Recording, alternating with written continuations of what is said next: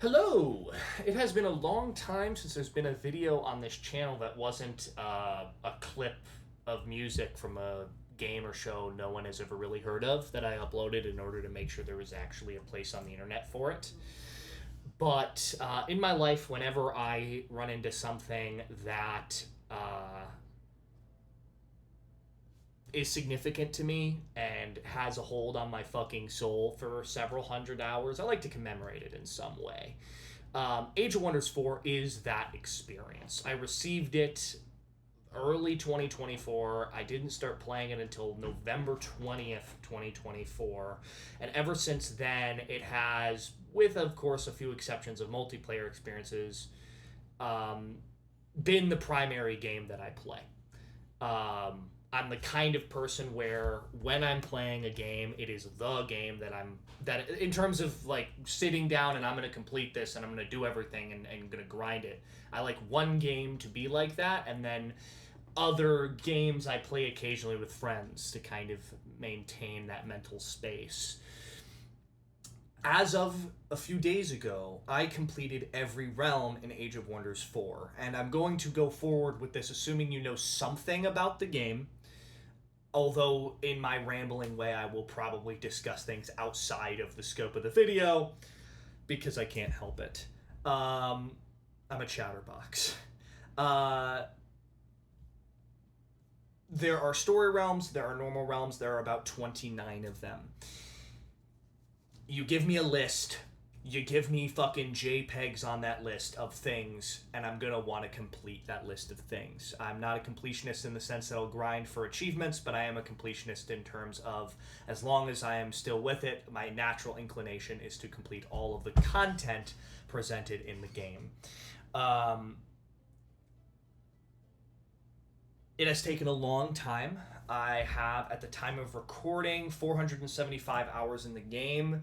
Maybe 6 of those were prepping for this video. And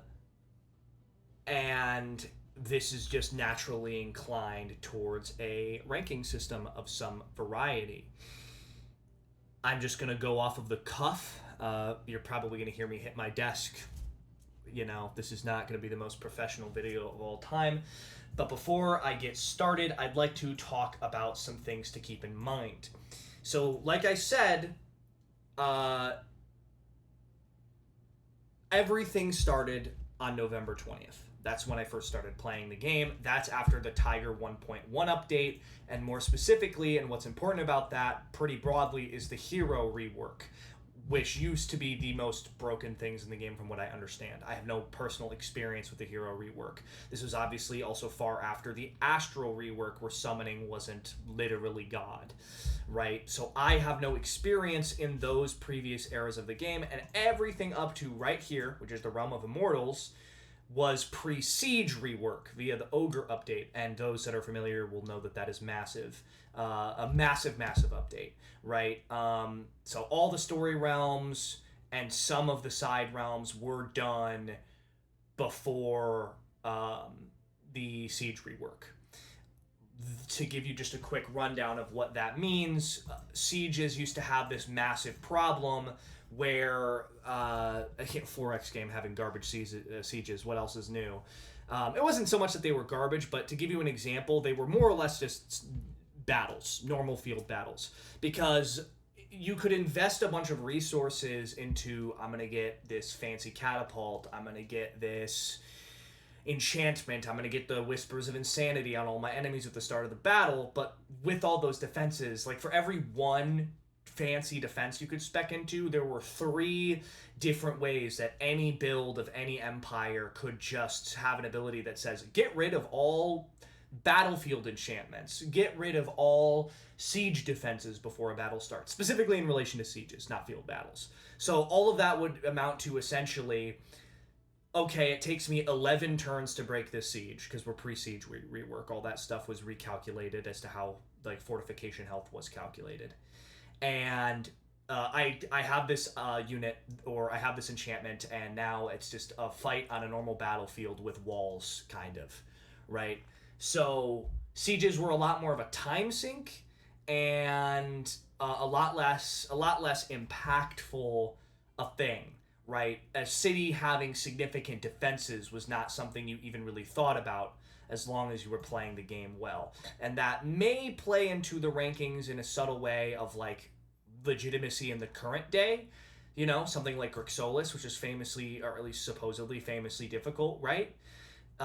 Because cities were more or less a non-issue, you couldn't reinforce when you were under siege and all this other stuff. That might be more difficult now. Even if it takes 4 turns to break a city, now you're still facing an army that's been built up in that time, right? So that's something to keep in mind. Something else to keep in mind as to who I am generally. I am not new to video gaming. I'm, specifically 4Xs are not always my cup of tea, but this was not my first grand strategy game. I played Stellaris in terms of a direct paradox example. I played Hearts of Iron 4. If you consider the Might and Magic series of 4X or Grand Strategy, I've played those. I've dabbled in Civilization. I've dabbled in Europa Universalis. It's not my primary genre, but I did not come into this as somebody who is unfamiliar with it. I played through every realm naturally, without guides. As presented in the story realms, I made no adjustments to the difficulty of any of the challenge realms, which are post-story realm, obviously. Side content, essentially. I only turned off score victory after I realized that it existed, after I got it for the first time in one of the challenge realms, because it sucked ass. I turned off Hero Resurgence once I realized I could do that, because I prefer it to be off so that I can't just bank on heroes being sacrificial lambs to win battles anyway. And I have AI allies, control AI allies off whenever possible. Obviously, these are not things you can do in a story realm. That essentially means when you fight alongside an AI empire, you don't just arbitrarily get control of their army. The AI is fighting by your side.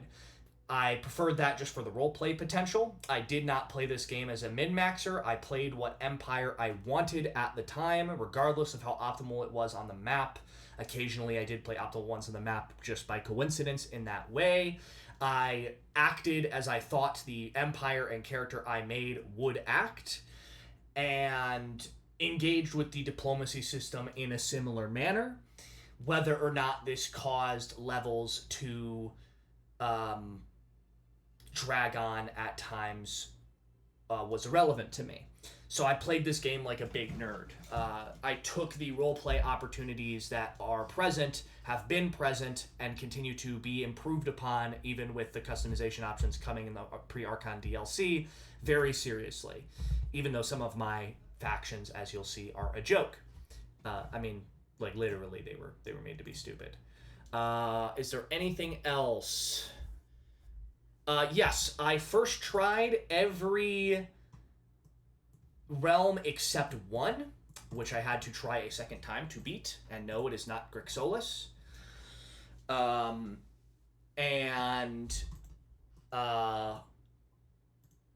Like I said, I did no guides, took no advice, and played it as naturally as I felt was appropriate. I did not grind for achievements. I believe I ended up getting something like, what is it? Yeah, here it is. 66 out of 85 of the available achievements on Steam. Mostly the alternate storyline ones, although I did get a few of those. I haven't gotten, like, have an obsidian dragon and have a gold dragon in your army, for example.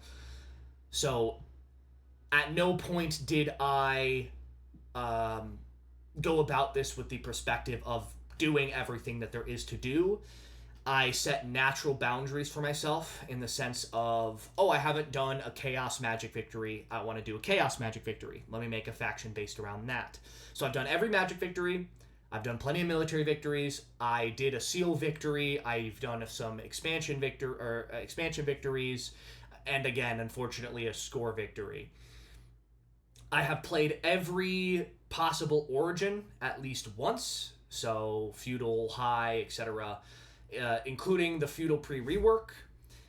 I believe I have, over the course of 29 playthroughs, at least had one of the racial traits on each of my empires. I'm almost certain, but I didn't really like go and write a list and just quadruple check that, but I'm almost certain that is the case. Any society cultural traits, I'm dead certain I've done at least one of for each. And I think that's about everything there is to pick and do.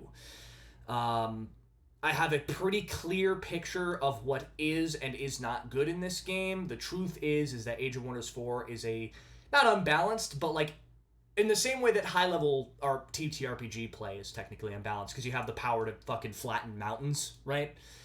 It's not made to be a smooth bell curve experience. You're becoming God, and the game is designed appropriately. I have created a little slideshow for us. So for each realm that I rank, I will show you a slide of the realm's information whilst I discuss it, and the ruler that I used for that empire. Oh, and one more thing. I did not play with any ascension traits on any of the realms the first time I played them. It was a fresh empire every time. One, just because I wanted to fill up the Pantheon, and two, because I felt it would be an unfair advantage in the early game to use a character that would have gained the benefits of, having an Ascension perk. So that made some levels harder, for sure, but I think it was largely worth it. I have every Pantheon unlock, and so on and so on and so on. I think that is about it. So, because I first tried every realm, I'm not going S through F as difficulty really even being something I'm considering. Because if Age of Wonders 4 is not your first game, it will not be a hard game. If it is not your first 4X game, I should say, or a grand strategy game. Especially if you're familiar with Might and Magic, I think that gives you a particular advantage.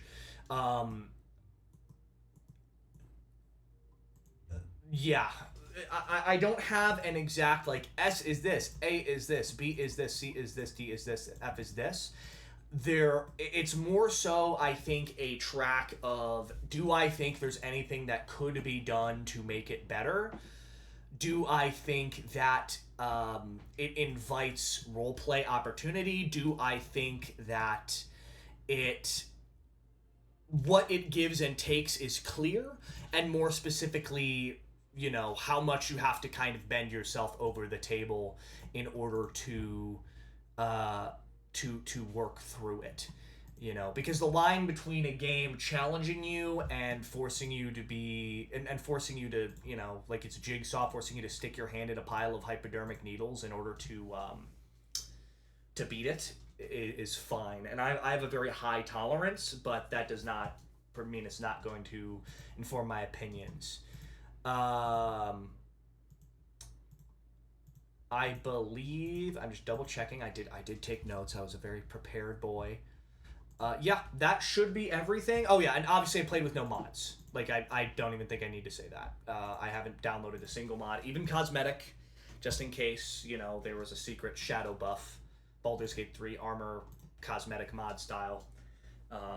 I may do that in the future. But yes, these are arranged in the order that I played them. So obviously from the very first initiation realm all the way to the very last premium challenge realm. So yes, I did do all the story realms first, followed by all of the challenge realms, followed by all of the premium challenge realms. That just made the most sense to me.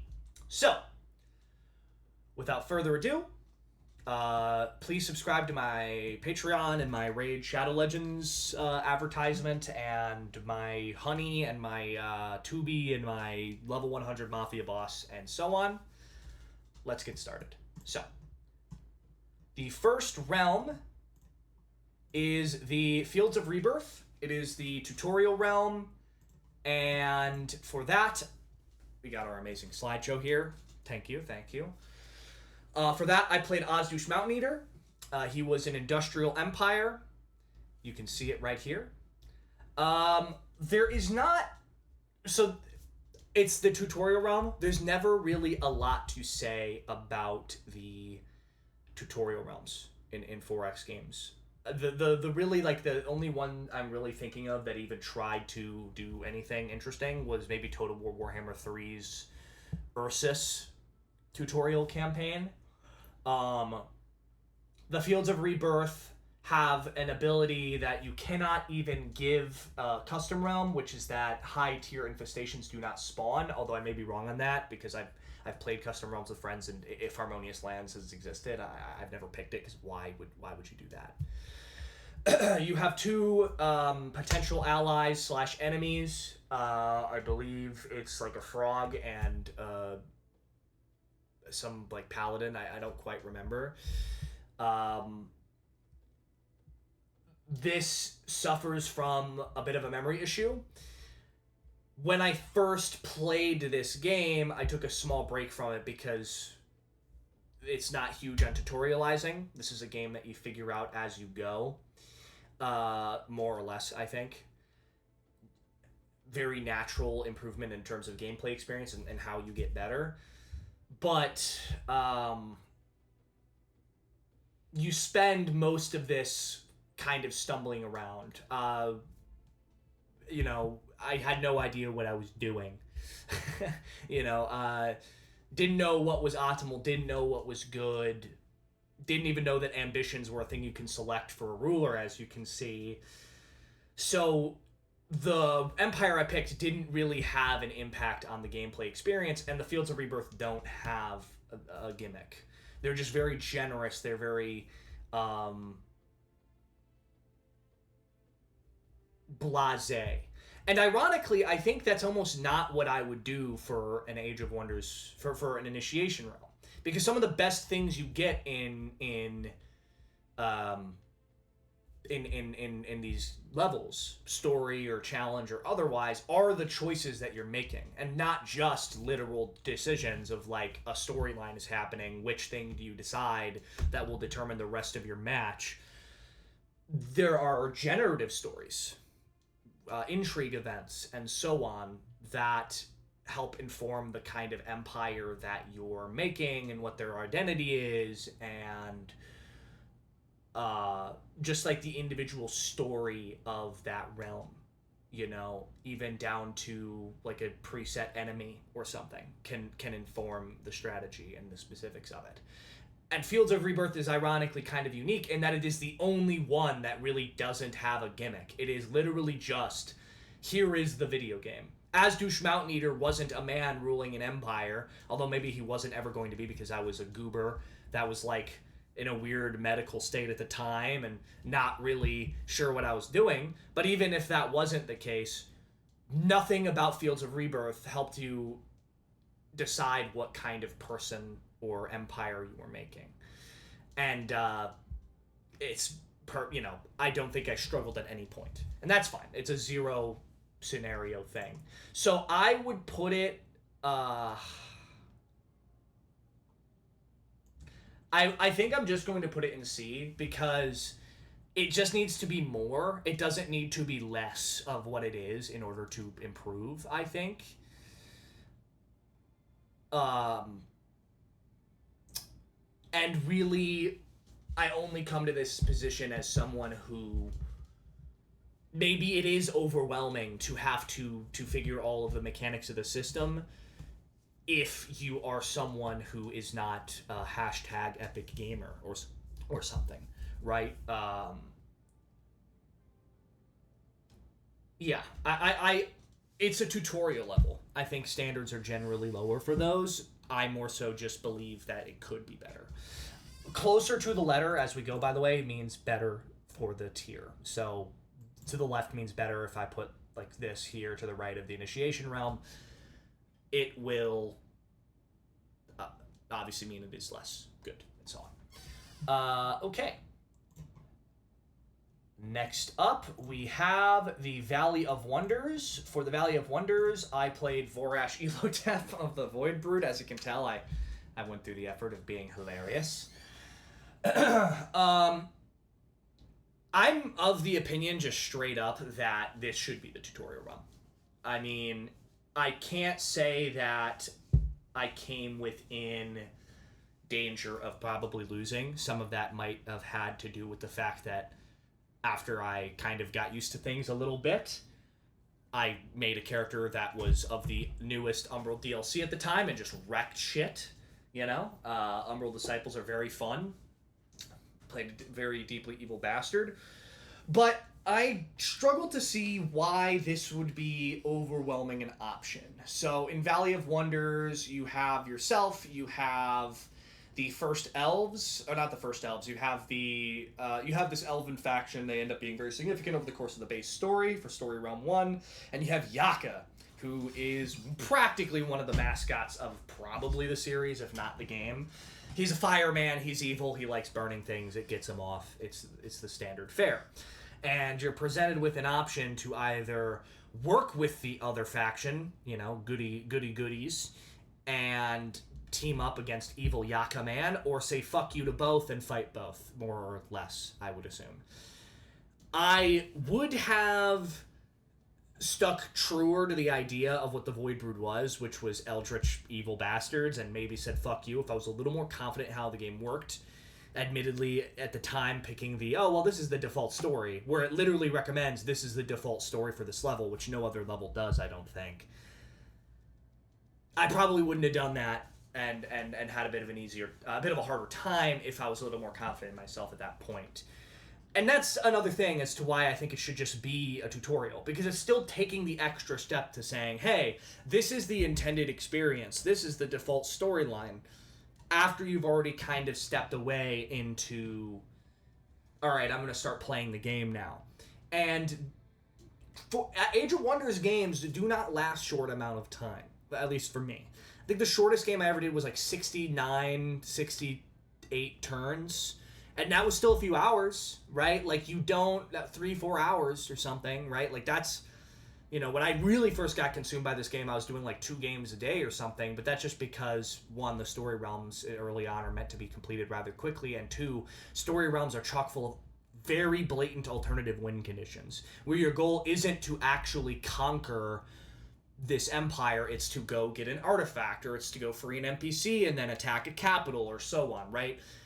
They're more adventure games than they are 4X games, which is fine. I love the story realms. But by necessity, that makes them a lot shorter in practice. But I liked at the time that I was even presented with the choice to see this DM NPC elf chick come up and be like, we must unify together to defeat the pervert. Sorry, that's a different guy. To defeat the sadist. And you can just be like, no, this world isn't yours to conquer or something. I think this is just a better tutorial. I don't think, the only reason I would ever replay this is to get the alternative achievement. I'm not interested in replaying this for the experience of replaying it. And so it's got a new playthrough in it, for sure. It's got at least 1 locked in the chamber, but it is nowhere close to A. Next up, we have the Enchanted Archipelago? Whatever. With Valeria Cloudspeaker of the Astro Privateers. And yes, I'm a humorous man. I already said that. Objectively, as a small aside, this faction, I had no idea what I was fucking doing with them at all. This, I would say, was probably the last level where I was noob-tastic. I was just kind of stumbling around and improvising and not really kind of understanding the core of how you actually get good at what you're doing. So, as a consequence of that, she's pretty poorly optimized. The Enchanted Archipelago is kind of the biggest example of what I was talking about earlier, in that story realms, generally you're not approaching them with the same mentality as a challenge realm. And that is a transition that can be rather harsh, but I'll get into that when we get to the challenge realms in a while. Because in the Enchanted Archipelago, your Archimabelable, or whatever the alternative pronunciation would be, is to defeat Nimue, who's a baddie, crazy baddie, siren, wizard king chick, and free a merwoman, basically a merfolk that's been trapped there, that is the narrator of the game. And your job is to investigate this area, free her, and defeat Nimue. And this is the story realm that introduces the concept of an alternate win condition, right? You have several options in how you approach it. There are 2 races that she's created that she's discarded. The Siren Goddess that she's discarded, and you can conquer them for resources, destroy them, be deeply evil, or befriend them. And once you unite and ally with them, Nimue declares war on them as well, and your combined strength will pretty handedly take her down, I find. I quite like this. I like that even in the stories that are designed around ostensibly, for lore reasons, you're here to save the day, it caters to the empire that you made and the alignment of the empire that you made. It's not an arbitrary decision of, oh, I want to make this empire the cannibal baby skinners, and that's going to be whatever, and then you're going to show up and it's like, hello, cherished hero, welcome to the fucking picnic. You're like, yes, I'm very welcomed here. You have the opportunity to approach that in whatever way you think is appropriate. It doesn't go so far as to allow you to ally with the likes of Yaka or the likes of Nimue, because they're the overarching antagonists of the area, and that's fine. Other realms let you make that decision, but this one didn't really need to, other than the game doesn't allow me to drown in Nimue's thighs, but I digress. You have this element of decision making, and this is what drew me into the game, even though I was playing someone that was ass at the time, and that was very new. This is probably responsible for... It probably walked so the next level could run, but it walked so... But it still did a very good job. I did end up allying with everybody. It is in this that I discovered that Rally the Lieges is fucking broken. And by that, I mean it's not actually broken. There is something that needs a change in this game. But Rally the Lieges and Vassals are incredibly powerful, and this was the kind of thing that made me realize it, because this was an ass empire, and I still managed to kick ass because of the vassal system. That being said, Enchanted Archipelago is an easy A. It is a consistent level of improvement that I think is going to maintain for a long while. So, next up, we have the Crimson Caldera, where you're working for the Shadrai, the evil wizards. And I played as the legend himself, Zorak of the Skullfuckers.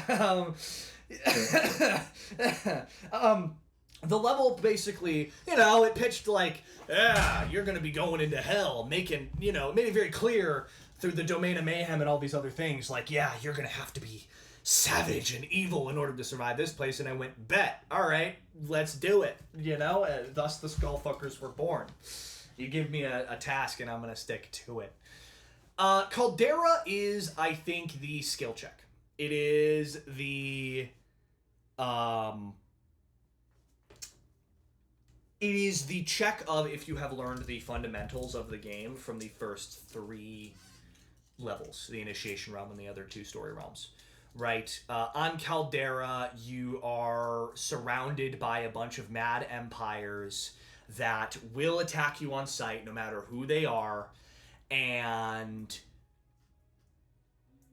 you either have to be very good at building an empire and fighting traditionally, or more likely, you're going to have to explore alternative options to winning, right? Not even necessarily alternative. I think the next level maybe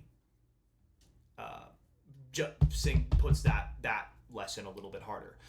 But Crimson Caldera is the skill check.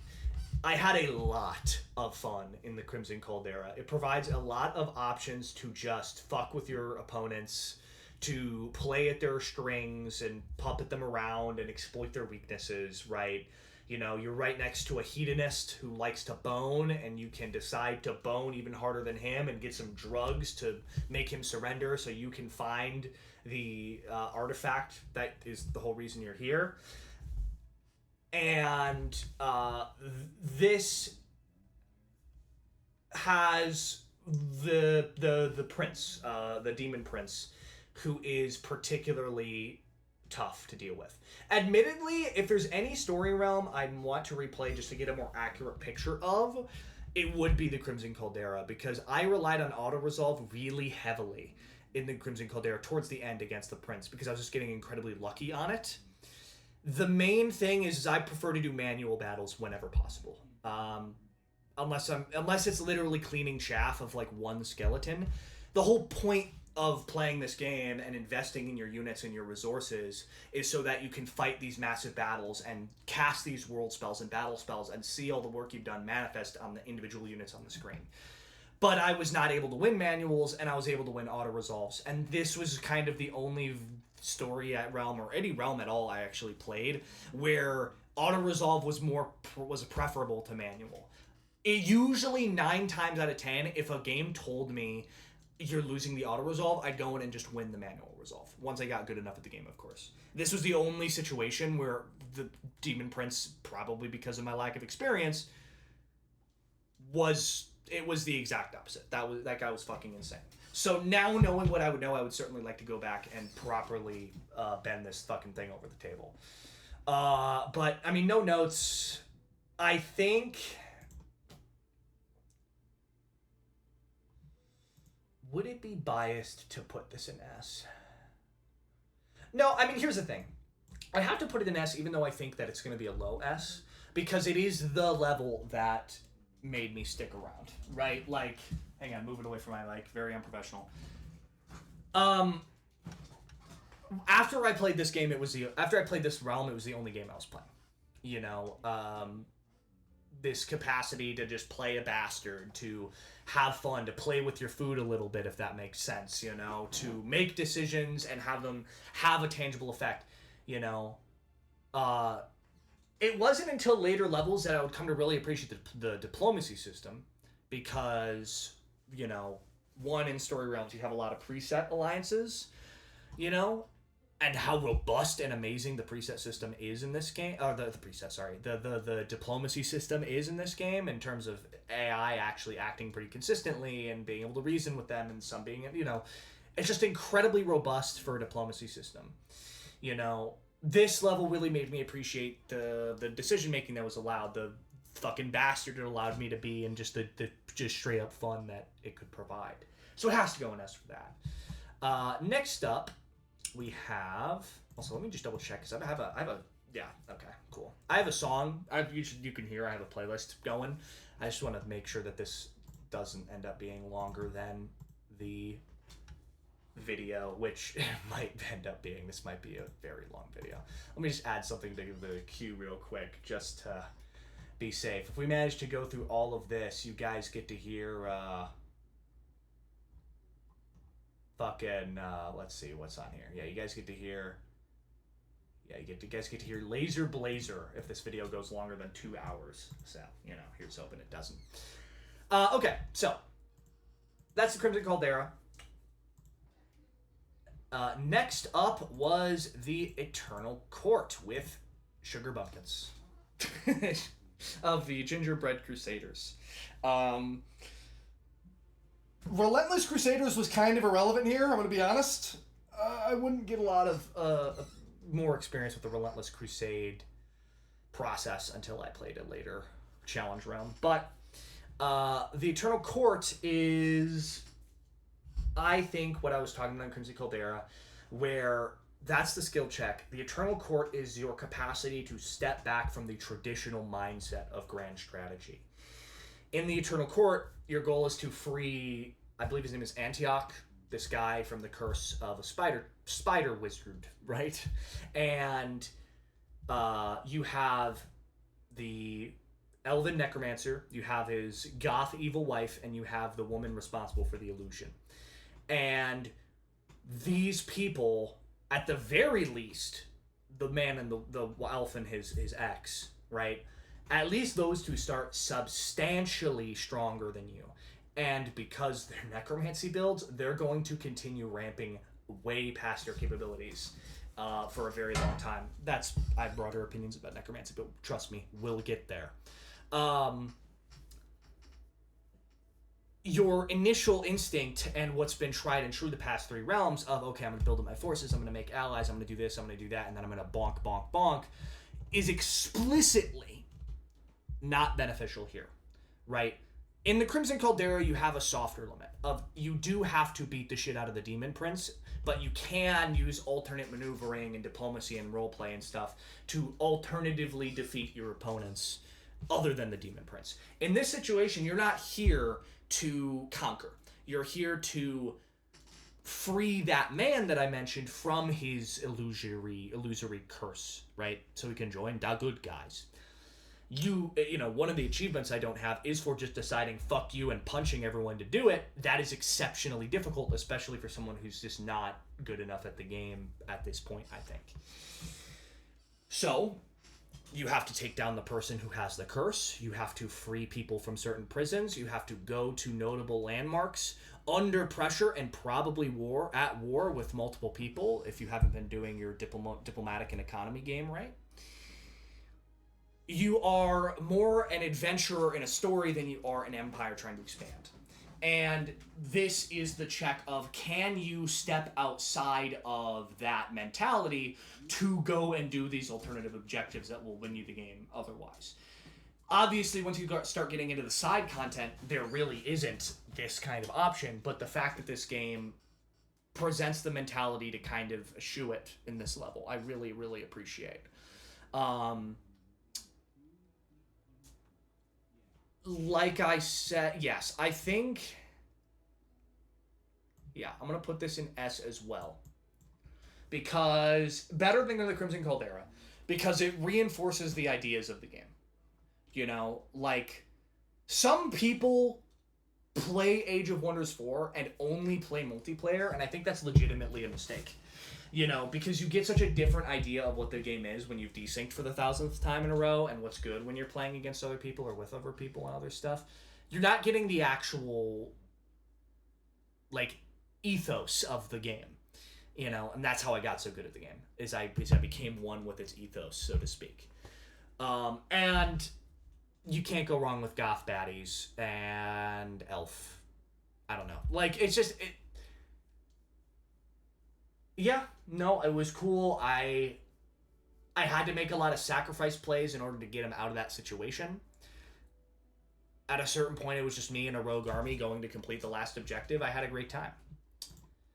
And then our next one is Grexolis with Balthazar Gelt of the Devil's Pack Sworn. Now, disclaimer, it wasn't Balthazar Gelt as in themed around the canonical Balthazar Gelt from Warhammer Fantasy. I took the idea of him getting vampiric magic in the end times, and then turned him into an edgy OC version of himself that literally summoned the devil to do his bidding, well, the devil's servants. But I digress. So this is DeviantArt OC Balthazar Gelt, but that there wasn't enough room in the name for that. So this guy also bugged out when the Giant King DLC came out in terms of that helmet, but I digress. Made me make him look better. Anywho. So, Grexolis is actually kind of divisive, and there's a reason I mentioned that. From what I understand, it's actually much harder to do now with the Siege rework. I cannot attest to that. I don't even need to talk about this a lot to do this first. It is easily high S. Grexolis is what took me from playing this game a lot to deciding that I would do everything in this game that there was to offer. For one simple reason. It allowed me to rely on my AI allies to do things and not just be beat sticks and meat shields that didn't know how to actually play their own game. The number one reason I don't get into, like, Total War Warhammer 3, even though I have Total War Warhammer 1 and 2, I have most of the DLCs, I've still got it on radar, is they're doing a bunch of Siege reworks and they're doing a bunch of AI reworks, and I want those to be done. Because there's no there's no fun to be had in a grand strategy game that you think is fun for the first 20 turns because you're distracted by the cool shiny lights, and the actual substance, which is how the AI reacts to your decisions, is brain dead or obviously rigged against you, right? In Grixolis, you are a member of the Shadrai, and you're there to go defeat another team of wizards. You show up with a bunch of evil wizard friends, and they're automatically in an alliance with you, and then I believe you're outnumbered by one, or you're tied by the enemy of good wizards, right? That you were there to oppose. There is a divine orc that you are there to... Essentially, your role, in my opinion, is to distract that guy. Because his responsibility is going to be to weaken the fronts of all of your allies, and once they fall and you're outnumbered, you're fighting a very uphill battle. In my experience, whilst I was spending... Necromancy build, by the way. Very bad against this orc angel dude and his spirit damage up the ass. Whilst I was Stalingrading and sending wave after wave of enemies after him to be eviscerated and slowly defeat him, one of my allies managed to defeat one of my enemies, the Snow Leopard, if you're familiar with her. So I wasn't playing the game as if I was a player in a room with a bunch of enemies that would all kind of be useless except the ones that were opposed to me, and thinking of that from that mentality. It was, okay, here's a free city that's under the control of the host of this place. Let's go take that out because it's harassing my dwarven ally. Okay, now he's free to fight his war to the south. Let's push up towards the north. And hey, look, you know, Yaka just defeated the one of our enemies to the east, so now he's able to reinforce. This was something I had never experienced in a grand strategy game or a 4X game, was allies actually being worth a damn, right? Like, yeah, they weren't just gods. They had problems that I needed to help them take care of in the same way that when I had problems, they came to take care of me. And we won a slow, brutal, costly war, partially because I was playing Necromancy, because Necromancy is fucking insane, but partially because it was a team effort. And this is the game at its best. I mean, one of its best, anyway. The diplomacy system doesn't really get to express itself here in that way, of course, because you're in a preset alliance, but it showed you that that was actually a viable way to win the game. It wasn't just, oh, I'm going to, ally with this person and throw some gold their way so I can just fight this war and not even think about them. You could do that because they're a buffer state, or because you want to get a magic victory, or whatever, and you trust their abilities, and so on. They were a legitimate option. And that is just fucking wild. For that alone, it gets S. And don't worry, I will be getting into Necromancy. Okay. Next up, we have the Freed Lands of Manuhari, which is the first DLC level for the Empires and Ashes DLC. And we have Sadix Kai of the Dune Sentinels for that. Sorry about that. Had to go get some water. I'm gonna be doing this for a while, right? Oh, the music skipped, Connor. Yeah, pause, bitch! Anyway. So, what was this? The Freed Lands of Manuhari, right. This was my first time with the Primal Empire. At this point, I was still kind of in my phase where, I was like, oh, I haven't touched this origin at all. Let me fuck around with it. What is there to say about Empires and Ashes? It is the first story realm that lets you decide who you ally with in totality. In my case, I ended up siding with the birds, the wardens, so to speak. I felt it more appropriate for my character. Would I go back and side with Edward Portsmouth? Oh, no. I'm misremembering. You don't... One moment. You know what? I'm gonna check. Yes, you can side with Edward Portsmouth. Sorry, I just had to pull up the information on the Freed Lands of Manuhari. So, I ended up siding with the Wardens and the Khazura and all that jazz. And largely, I think this is the option that provides you with the broader list of decisions to make. You have the vault to crack open and the research to assist in and the missions you get to slowly gain the trust of the people you are colonizing, more or less. But this is kind of similar to the Crimson Caldera, where I'd probably give it another playthrough just to see what it's like to just say, fuck yeah, I love Edward so much, and then immediately just murder everything. Well, you were not necessarily doing that, but I digress. I think it has an advantage in that way over the Crimson Caldera in the sense that, like, the way in which you do either of those things is much more varied. And not that this is the point of the video, but Empires and Ashes is broadly pretty good. Ironclad units are great. The Reaver Origin is the one I have the hardest time really fucking with, but it's can be really fun depending on once you get used to it. But I'm looking at this and I'm going like this wasn't like a plateau of quality. I don't think we ever really get there. And I'm far removed from the playing this post Grexolis, and I was still enthusiastic playing it. But, like, I could play Grexolis, or Throne of Immortals, or Crimson Caldera for the sake of replaying it. Like, if I had already done everything that there was to do. The fact that there are achievements here to get, and there are achievements here to get, and I think I already did the achievements here, but I can double check if there are any, are kind of irrelevant, whereas the reason I'm coming back to do this would be to side with Edward Portsmouth. I'd be going at it with a specific vision, maybe specific achievement grinds, because once you've made most of the decisions of siding with the Krasura, your options are side with the Krasura, or the bird people, because I'm just pulling that name out of my ass in terms of memory. Side with the bird people, but slightly less, because you declare war on the ancient bird people and not the new bird people. And that's just kind of, you know. So I'll put this in A. It's got a replay locked in the chamber. And it is generally better, even though I might replay this one time just for the achievement. Like, this is just more fun and experience for sure. Okay. Next up, we have the Saharan Oasis. Where I played the most lore-accurate and canon-friendly hero of all time, Reddit. An Eldritch Sovereign, which was my first time playing an Eldritch Sovereign. And, side note, one of the most powerful characters I've ever made. The AI wrecks shit with them all the time, leading to Redditors. Mind control and all that stuff is very, very good.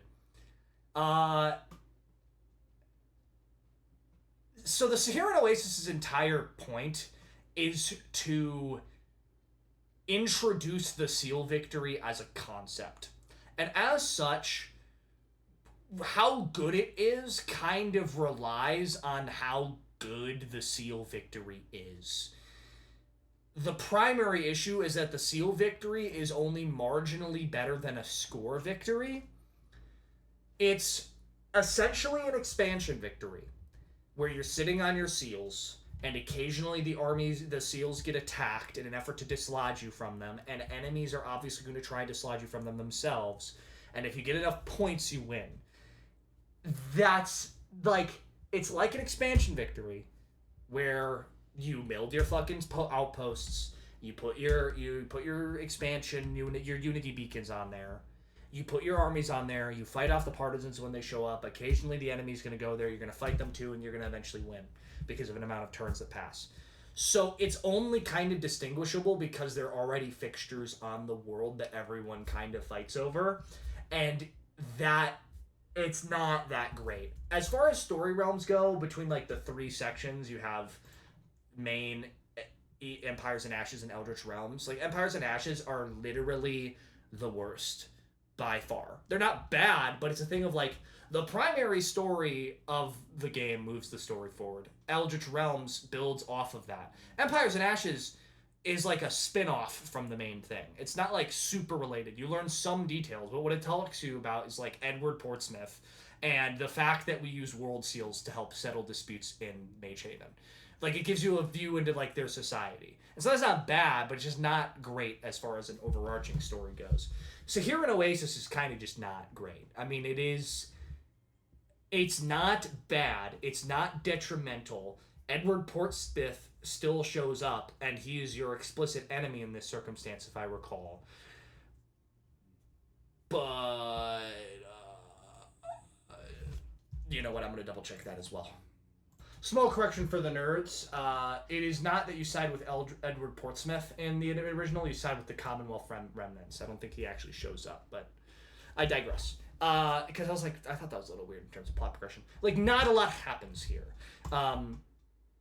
Honestly, I'm the least enthusiastic about playing this out of any of the story realms so far, and probably in general. I would obviously rather play it than the tutorial realm.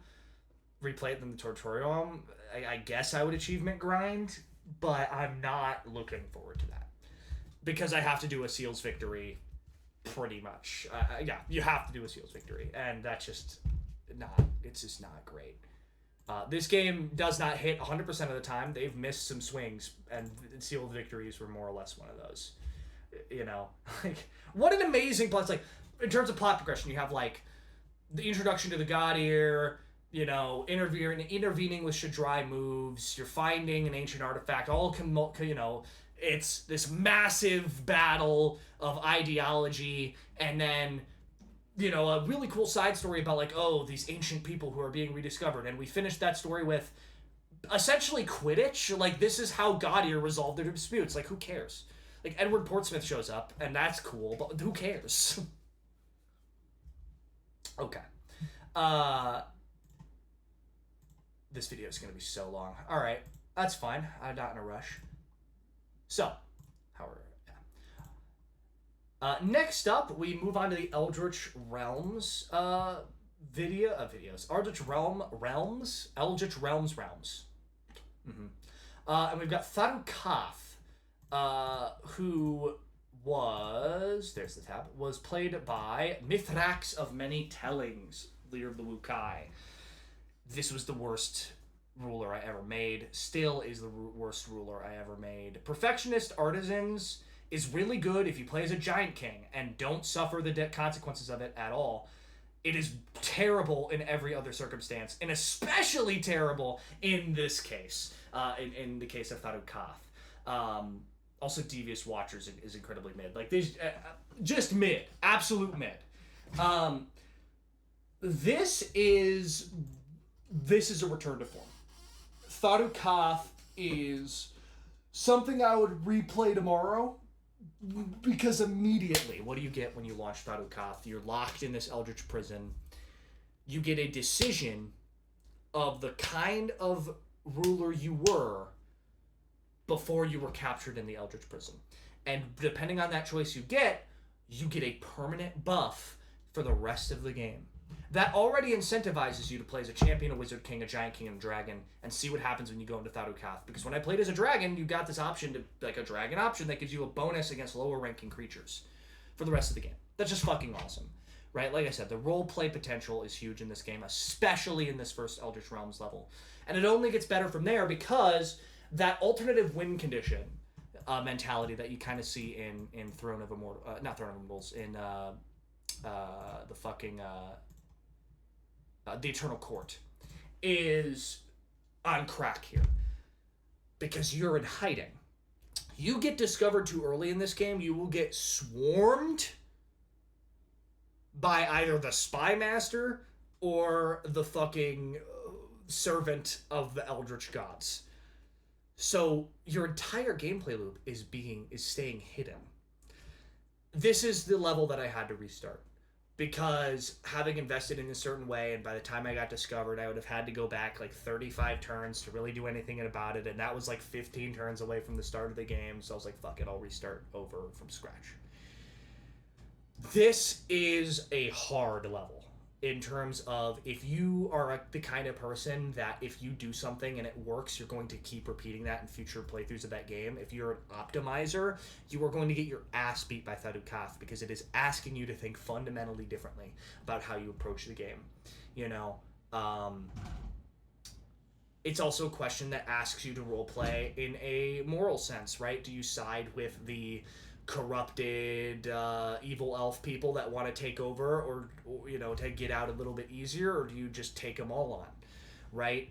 There are sort of like the Eternal Court locations and things you need to free and so on in order to make the gates that will get you out of this Eldritch Hell work. It was delightful. It was like a puzzle more so than it was a game of conquering the enemy. And I appreciated that. It made me feel very big-brained when I managed to put it together. So this is an easy S. I think it's substantially better. Not like substantially better than this, but definitely substantially better than the Crimson Caldera. I mean, this is the game working at its best. And then next up, we have Arcolot, which is the Valley of Wonders, pretty much, the same planet. Led by the OG, the absolute meme, the guy who somehow shows up every time I run a custom realm with random ruler spawn, Big Pimpin', leader of Coochie Gang.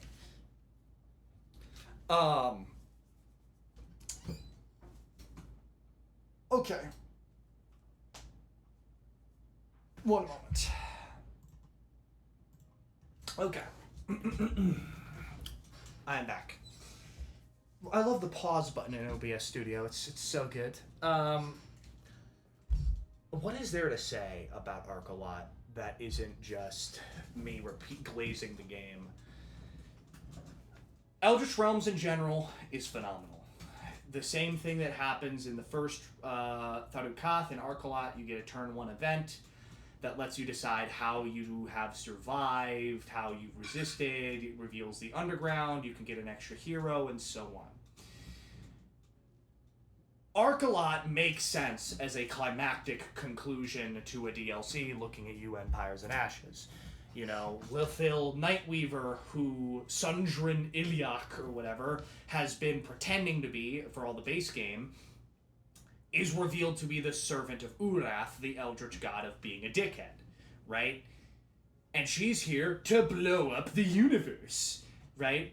At her side is fucking Merlin, the wizard, who, to be clear, I didn't come into this game as someone who's played any of the other Age of Wonders games.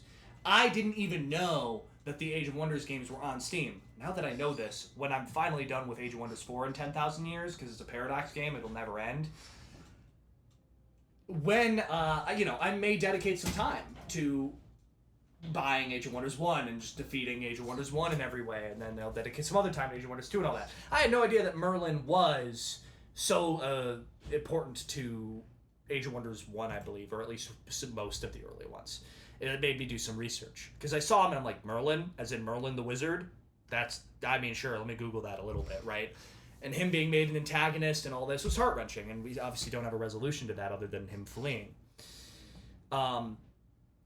This is excellent. It's challenging. It prevents an immediate threat in that if you allow a certain amount of time to pass without interfering in any way, Lithil Nightweaver is going to get the easiest fucking win of all time by blowing up the universe. So you have to defeat her thralls, you have to defeat enemies with the Umbral Abyss taint on the map, and defeat them in enough number to reduce it by 1 turn, and then reduce it by 1 turn, and then reduce it by 1 turn, and so on. So, very fun, high-octane experience that the core mechanics provide. On top of that, you have amazing obstacles that are thrown in front of you and roleplay that comes from those obstacles. She can corrupt Serana, the wood elf who joins you, and that's an additional enemy to deal with. And you're like, fuck, okay, I can deal with that. And then she does it again on Alfred, Elderstone, and you're like, oh shit, is literally everyone going to turn against me? I might need to restart, like, this is going to be fucked. But because of that guy, and her being the bitch in the intro that killed his parents and all this, there's this epic moment of like, oh, fuck you for trying to corrupt me, and deals a bunch of damage to her. It's a narrative moment where your allies get to be explicitly beneficial to you. It was just masterfully crafted. In my personal experience, I played an Underground Adaptation Empire for the first time. They're very good. I saw that Merlin was going to take the tree, and I needed the big tree to prevent the world from exploding. So I pulled a very risky play by moving my entire forces underground across the map, and then slaughtered Merlin while Lithil was occupied. I played this obviously on normal, just the default package. I would say that there is definitely a sense of urgency in this level, but once you kind of get in a position where you're consistently adding turns onto Lithil's ritual, and you have Sundrin have the Shadow Eidolon unlocked, you can pretty substantially delay things. So I wouldn't say, for someone that knows what they're doing, it's an actual concern.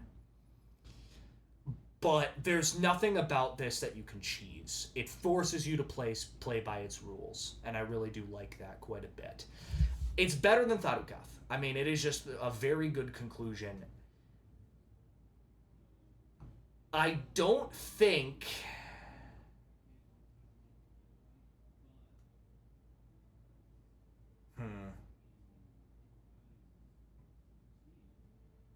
No, I have to. This has to be better than Grixolis. Because this left you with some unanswered questions, and you had to wait some time to get here. And this is explicitly pushed off of this, right? Like, what Grixolis gave to it to build off of, it masterfully executed. It called back to a previous setting that made it feel significant to someone who didn't even know what it was. And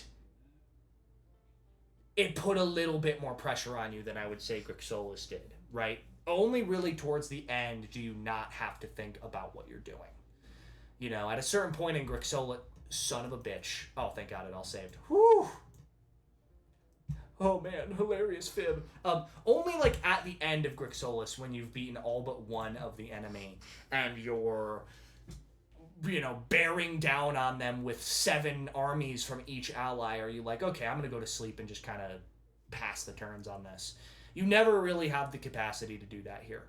Yeah, no. Easy top of the S board. I think there's only one that might... There's a few that'll be in contention, actually. But I don't know if anything is going to beat this. Okay. Next up, we have... we are out of the story realm territory, so we are now getting into challenge realms. The main differences between that is that score victories are now unlocked, which I unfortunately figure out the hard way, and then I disable it after. There are very few alternative win conditions, if any. You have the magic victory, the unity victory / expansion victory, the seal victory if it's enabled, the military victory, and again, the score victory. So this is the rest of this is the core gameplay, and obviously with 29 levels, this takes up the majority. You know, 10 of these levels were story realms, 19 were challenge realms. 10 were story realms, 19 were challenge realms, I should say. So, I might have just repeated myself, whatever. Thankfully, the core gameplay of this game is fucking sick. So, and the roleplay opportunities do not stop at story, because there are myriad intrigue events and just customization and things. So, our first challenge realm is the Fey-Blessed Fields. Of which I played Smitty Fisotuk of the Essential Workers. See that picture right there? It looks suspiciously similar to Harmonious Lands, and this is more or less accurate. I got very lucky when it comes to this level, because a good amount of evil empires spawned alongside like some that were going to take advantage of this disdain for evil debuff, which is going to discourage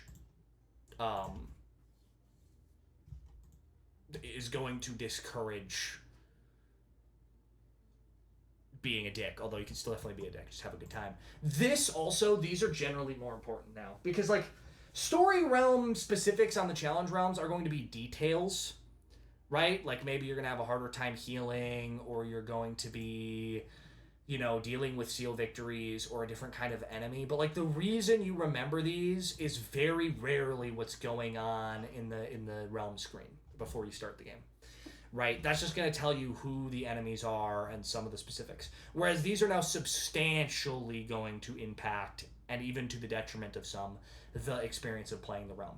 This is mostly nonsense. You know, I mean, it's whatever. It's fine. Because I got a very good experience as far as, like, I was surrounded by empires. I had a lot of people that were initially pretty threatening. I made an ally with someone that eventually betrayed me and became an enemy. I had an abnormally good experience for this, but this is nothing special. Greenshire is the initiation realm, except better, and you can do what you want on it. It's just explicitly a higher C. There's no way around that. Not even really much to say other than this guy is a crime against humanity and we should slaughter him. Okay. Our next one is Yes. Our next was the Astral Deserts, of which I played Brayla the Watcher, who made a race that I thought was a really cool name at the time, and everyone else I've ever shown this has been like, they're doing what to planets? Like, no, like the other thing, like how we're colonizing the stars, and we say like we're the impregnators, and I didn't really think that that's why we call it that, is because it's an analogy to impregnating with it, you know? Listen, I'm stupid 100% of the time, 5% of the time.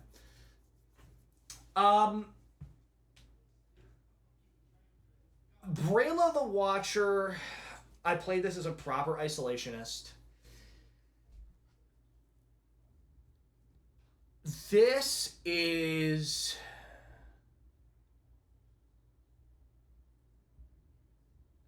The thing about the Dune lands is any low skull challenge realm is usually not going to be too much of a problem.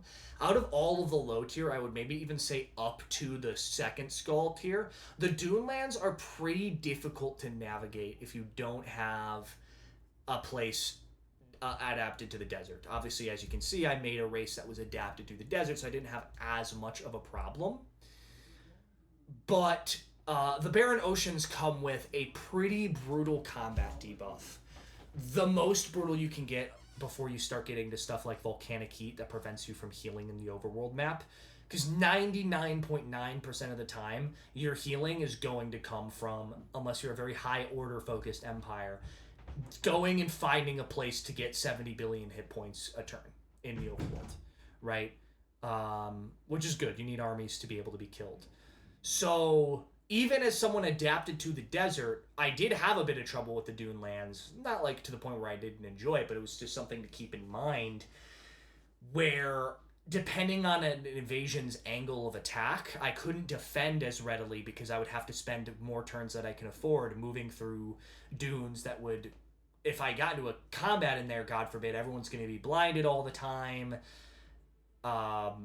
And it would just reduce my general tactical effectiveness. And the fact that a one skull challenge realm is making you adapt in that way, it's better than these by kind of default, because you don't have to think when you play these at all, right? Like, you just go, oh, bit the seals and fucking be, you know, whatever, and you have fun. Like, these are still good.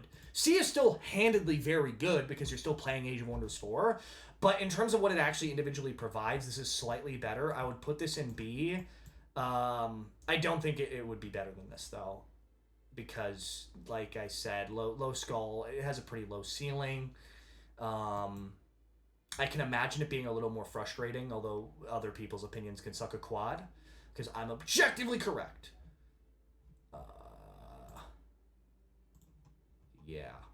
Yeah. Impressive for a low tier. For a low skull level. Brayla the Watcher was also mid, by the way. If you're going to go Eldritch Sovereign, I think the Madcaster is fine, but the Mindbender or Mindbreaker or whatever it is just fucking insane. Her build was just weird, too, from what I remember. Okay. Next up, we have the Fallen Kingdom, of which Nakala is our leader here of the Croc and Croc friends. Let's see. So, I believe it might have been the Astral Desert where I got the score victory for the first time. I remember where I got my magic victories. It doesn't really matter much. Nakala here is where we got our first nature victory, I believe. Oh no, that was Gita. You'll get to them.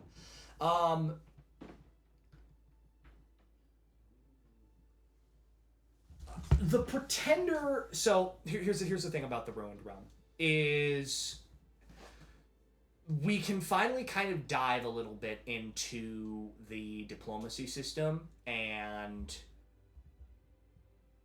its strengths, not to the fullest extent, right? Because the diplomacy system is at its best when you're playing a challenge realm or a custom realm with a lot of empires, because you have the capacity to manipulate, to move people against each other, to be honorable, to be dishonorable, to obfuscate or not in a lot of varied ways, in a lot of like preferences of trade and so on, that will fundamentally alter the course of your gameplay.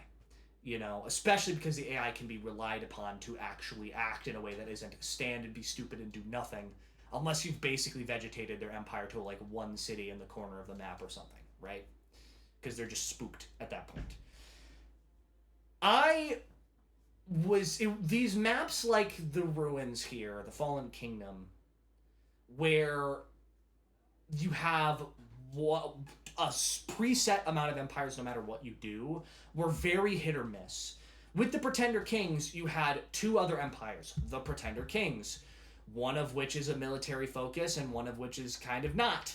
And it's a thing of, do you try to make peace between them? Do you fight them? Do you side with them, one of them, and defeat the other one? And that's kind of all you do. And you can't really make peace with both of them, because most of the time, if an empire is not already your friend and they realize that becoming an ally of yours is going to cost them the game, they're not going to take that at all. Even if you have shared alliance victories turned on, which I did for the whole time. So because this isn't a story realm, there is no like, oh, that idea being presented of can I make peace between the two kings is fundamentally impossible, because they're going to be at war. Right? You can't make them make peace, and there's no story event to make them make peace, which is fine. So this was fun. I got betrayed and I had to scrap and so on. You know, I had a good time. I'm sorry, 3 brothers, not 2 brothers. I'm stupid. So still the same thing. You know, different war fronts and so on. There was a little bit more activity in that sense, but there was no way for really to do anything other than, okay, which one am I going to side with here? And this one just got killed by his brother and so on. So,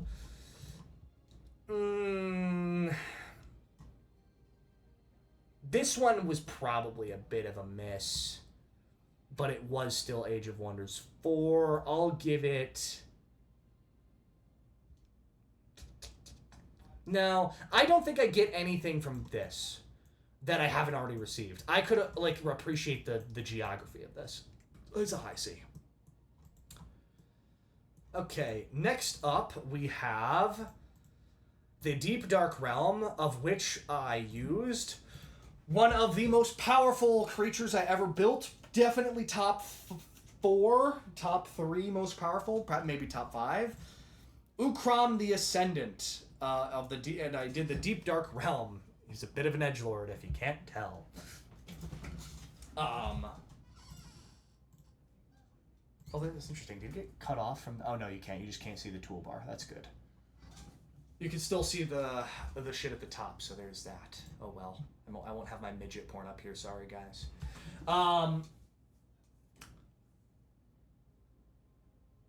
The Dark Hollows. Now, this was one that I really got to enjoy, not just because I was playing a certified badass motherfucker, but because I played around the idea of the scorched climate. I went, okay, we're all going to be forced underground, so let me make an empire that actually is going to be able to kind of come out into the top where it's desolate and everyone's on fire, and actually survive. So obviously I made the desolate adaptation, and I did okay in that way. So kind of... These options provide you a lot of roleplay opportunity, given that it's sort of an apocalypse, and you're adapting from there. The Iron Emperor was not... Something I tried to skew away from, but eventually did once or twice, was like allying with the most powerful thing on the board, unless I thought that it legitimately fit my empire. I had no reason to work with the Iron Emperor as the transformed Uruks. And as far as fighting him was concerned, it was fine. He's not as buffed as some of the story realm stuff, like the Eternal Court was, for example. You know, just kind of a non sequitur. That guy, the Iron Emperor, or fucking Yggdrasil or whatever, is like, you fight with him in Grixolis, and he's always the first motherfucker to get demolished. So it's like, oh no, the most useless member of the team I was on is here. Like, I'm not overly concerned about that. But this level provides a great aesthetic.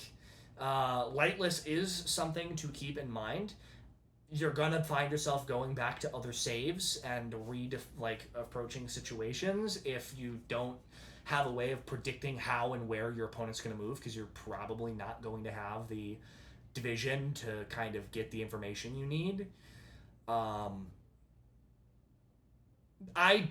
I also think, like, in terms of custom realms, at least, like, you don't really want to make a custom realm and be like, oh, I'm gonna have the Iron Emperor on there.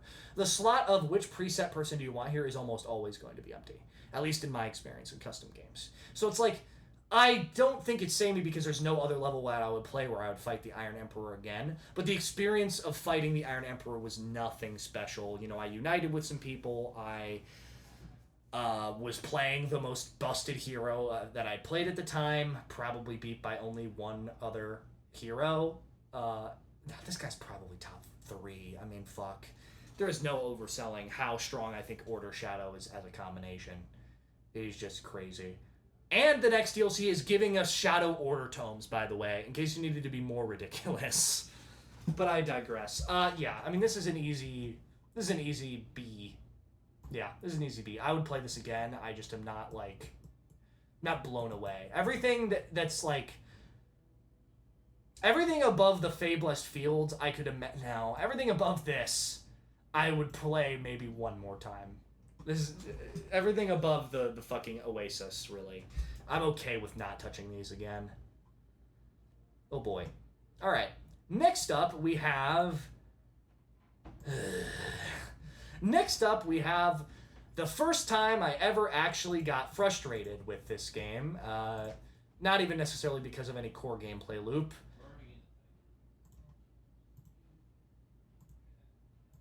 Next up, we have the Overgrown Realm, of which I played Dormir Cinderstone of the Soulbound Partisans. Now, I'm going to say this.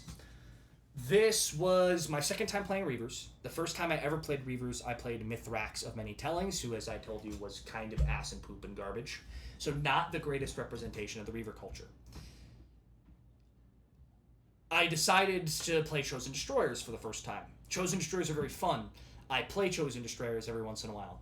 The first time you play Chosen Destroyers, once you've kind of gotten used to what you think the game is like, is brutal. And Reavers and Chosen Destroyers are very good if, again, you're used to the Reavers. So this was a harsh learning experience. This game took me 291 turns. It is by far the longest game that I ever played. I think the closest any of the other ones ever got, I think one reached like 260, and that's because I went out of my way to slaughter everything in order to get as many Pantheon points as possible immediately towards the end of my playthrough.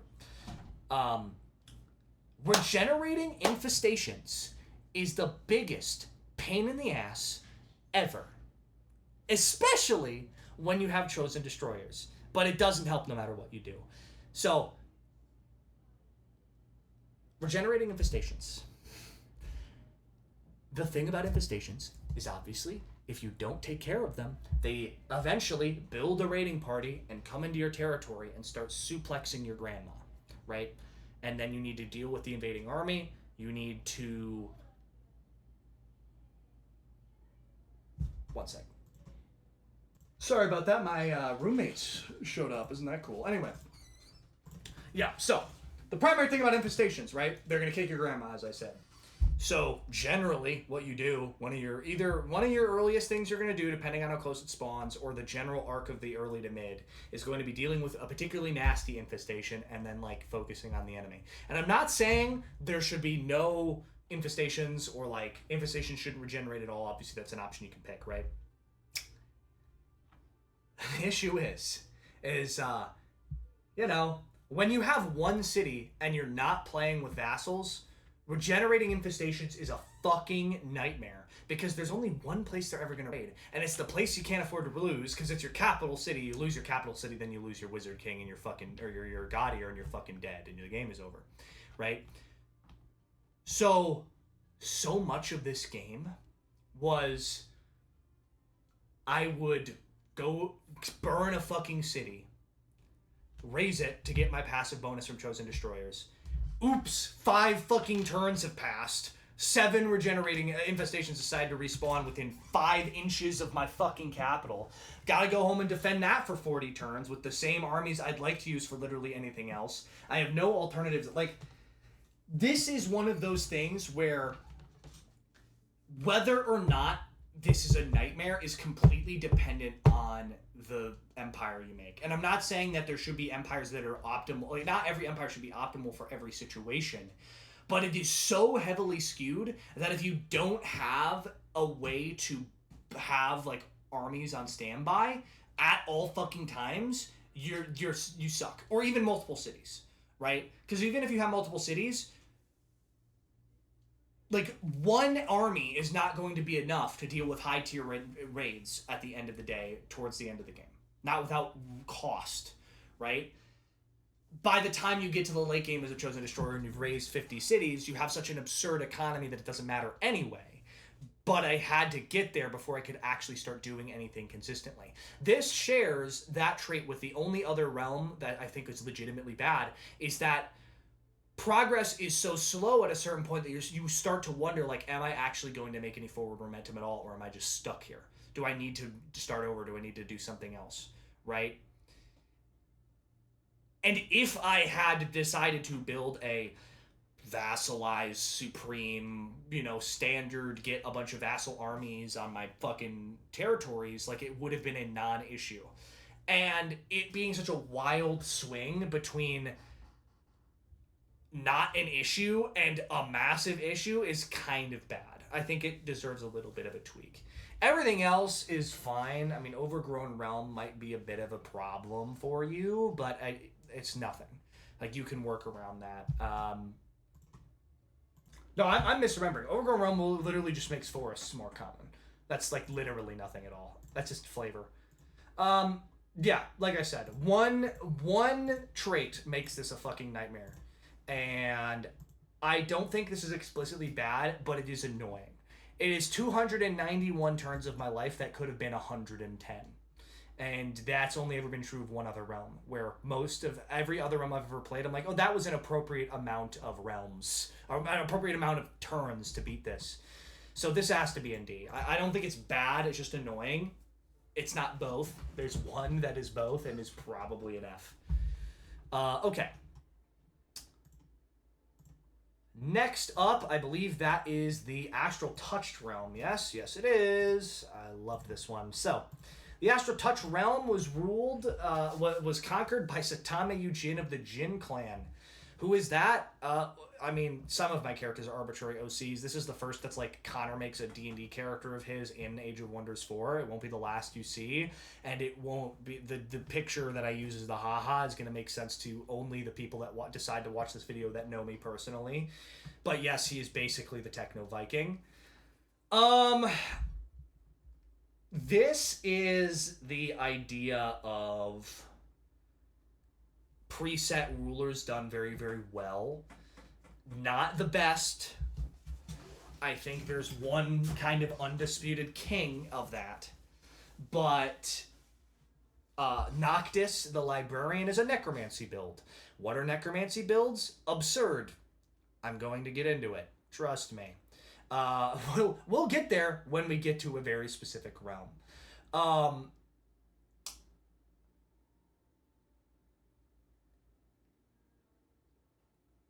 This is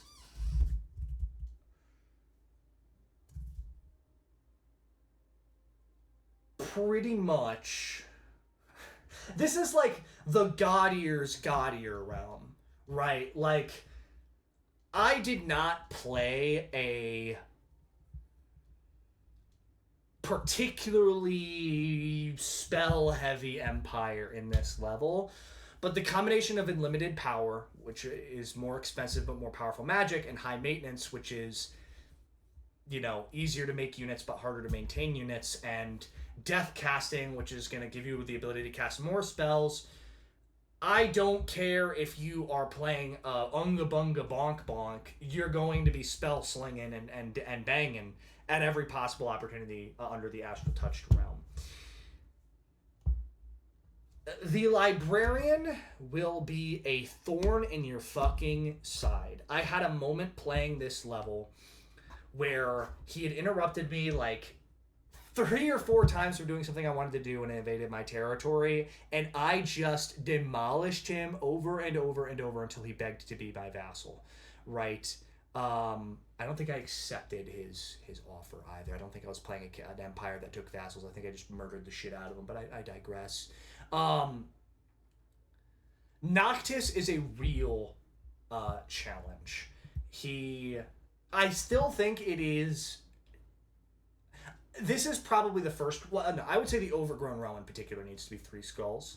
This one I could see an argument for 3 skulls, but I kind of understand of like if you clock Noctis appropriately, and once you kind of weather his initial storm, he doesn't really have anything he can throw at you that's substantial, and he becomes a joke, you know. But it is a worthy opponent, and that carries a lot in a realm like this. I would say, you know, I struggled a little bit here because unlimited power death casting, these are things that I put on most of my custom realms anyway, so this isn't a particularly unique experience to me.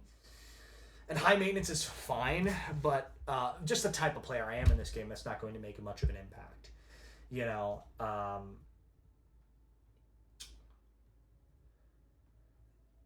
this is a very loud barker. Like, this dog barks very loud, and it is very satisfying to realize that it doesn't have a lot of bite. But most of my experience was dealing with one guy. For that reason, I'd probably give it a low B. I remember being emotionally attached, but I don't have any specific memories, and the highest I can go for something that after all this time playing it doesn't really invoke an emotion or a thought in me is a B. Because I can say it's like, oh yeah, it's broadly pretty good. Like, I might play this again just to get a more solid idea. But there is no specific issue you deal with. And even some of these low C's, and even D especially, has like a specific problem for you to solve. Not including intrigue, not including certain happenings. We will get into that later on. Okay, next up, we have the Realm of Immortals, aka the easiest realm in the game to cheese, and I did cheese it, with Gregor Svenzinski. This was post-siege rework. I don't think it played a massive impact here, although I did notice the differences. I don't think you really, you know... I think maybe some levels would have been easier, like probably the Ashen War and maybe Umbral Abyss, and definitely the Paradise Divided would have been harder to deal with under the Siege rework, but also those last two went weird anyway. I digress. This is the first one of the Siege rework. This was the first with the Giant update. This was the first one where I had to take about a week off from the game because the Giant King's released with a bunch of visual bugs. And listen, man, I'm not going to play a fucking Giant King whose axe is invincible. Or invisible. Literally, he's fucking swinging and I'm not doing it. I need my fucking textures, bitch. Anyway. Yeah, so a lot of this is kind of influenced to some degree by the fact that I threw on the, I threw on a lot of the tomes and that I had not, that were new from the DLC, like the Dungeon Keeper and so on and so forth. Very, very good tomes. If you're an Underground stan, I'm not particularly, but I do enjoy the occasional Underground Empire. What does this place, the Realm of Immortals, offer you on paper? On paper, a lot is an issue here, right? Divide is one of the harder geographic things to deal with because it's usually going to be massive. Immortal Spirits is just there's going to be a lot of ghosts. That's not a problem. No Respite means that you heal -5 less hit points, global hit points per turn. So if your race doesn't start with any region, if they don't have the quick healing, they're actually losing 5 health outside of the friendly borders. This is a massive issue on paper, right? Like, you're going to need to spec into some kind of regenerative tome or enchantment or something, or have your heroes have foraging to not start losing health. That is, in theory, massive problem to deal with. Immortals, no one really dies. This changes the core gameplay loop of what losses actually mean, basically. You know, instead of getting murdered, people run away. So your armies will never fall. The only time they're ever going to go away is if you disband them. Heroes can still die, and I believe your God Ear can still get ejected into the Astral Sea. But like, your units are just, they will just go back to their city. This is huge. So unlike some of the previous ones, this is a very different gameplay loop. You have to play very conservatively until you expand outwards. You cannot route, and murdering your enemy here means routing your enemy, which means you cannot just go for balls to the wall slaughter. This should be way more impactful than it is because of the Archon Prophet. Here's the problem with the Archon Prophet. The Archon Prophet is Megara the Radiant, I believe her name is. And the whole lore here is that she rules this realm of people that don't die in the name of the lightness. And she wants everyone to not necessarily play nice, but be good. Right? Be good boys and girls. And if you are even neutral and remotely investing in like 1 or 2 vassals, she loves you the second she meets you. And, I'm sorry, you don't actually have vassals because she has every vassal on the map. This is the strongest bonus, besides 1, of literally any other preset ruler. Well, I guess 2 if you count certain DLCs. But, like, in terms of the traditional, like, this one spawns and they're really strong, right? The Archon Prophet is 2 or 3. 2 and not including DLC, right? Because she doesn't start with, she has 3 cities at this rank and they're this strong and they have these enchantments. She has some of that, but she is automatically in control of every single vassal on the map. And because this is not a normal vassal spawn, that's like 6 cities automatically. So if you ally with her, and there's like 3 other empires at best on the map, you ally with her, she murders everyone else for you. And then you go and do the next realm. And that's what happened. I was like, oh, okay, well, I'm just going to take this opportunity to experiment with what being a giant is and do some, ancient wonders and stuff and yada, yada, yada. I think I might have done a magic victory for this. I don't even really remember because all it was, oh, she's just going around murdering everyone for me because she allied with me on, like, turn 11. Yeah, okay, I'll just let her do that and then win the game at turn 80. Like, it is... I would almost say it's so fucking easy this needs to be a 1. This is massive, like... This should actually mean something. Immortals in No Respite should actually mean something. It doesn't mean something because of Archon Prophet. So even though I didn't, like, dislike my time, I still enjoyed myself. I only enjoyed myself because I was kind of just relaxing. Objectively, this is a D. This is very easily D. It's not worse than this. I wasn't annoyed. But, like, this is a non-anything at all. Like, a lack of challenge, I think, is far worse on an objective level. Well, I guess I can't say that. I believe that a lack of challenge in a game, where you are looking for it, I should specify. Obviously, if you're playing, like, Farming Simulator, that's another story. A lack of a challenge in a game that's trying to challenge you is explicitly worse than too much challenge. From the game's mechanics itself, not any bullshit, which we'll get to that. So, pretty easy D. Okay, next we have... I have a list in case you can't tell. The Primordial Realm, which is ruled by... You are going to hear that playlist, by the way, that mentioned that fancy schmancy. I hope it's not too loud. Just get ear-raped at one point. Anyway, the Primordial Realm, ruled by Vidukai the World Render. Our favorite Hearthstone cards here, by the way. Yeah, whatever. I remember the days of Malygos, one-shot mage decks. I digress. Okay. This is, the Druidic Alliance is the primary thing. The Forming Realm is my personal favorite, terrain. Well, not terrain. Terrain's like the divide and stuff, but, like, I guess climate adjustment to a realm. It is not difficult or anything. The only one that I really say probably is like the scorched climates and things. But the Forming Realm was fun. I mean, it's just, hey, what array of things are you going to get? Are you going to terraform to make a consistent little sea in this realm of shifting landscapes and so on? Gigantism, Lingering Craters, these are whatever. I don't see a particular issue with any of that. Like I said, creature type is not something you're going to be too worried about when it comes to Marauders. The only thing you're worrying about are infestations in terms of non-Empire enemies. They're good, but they're just not like your tactical concern.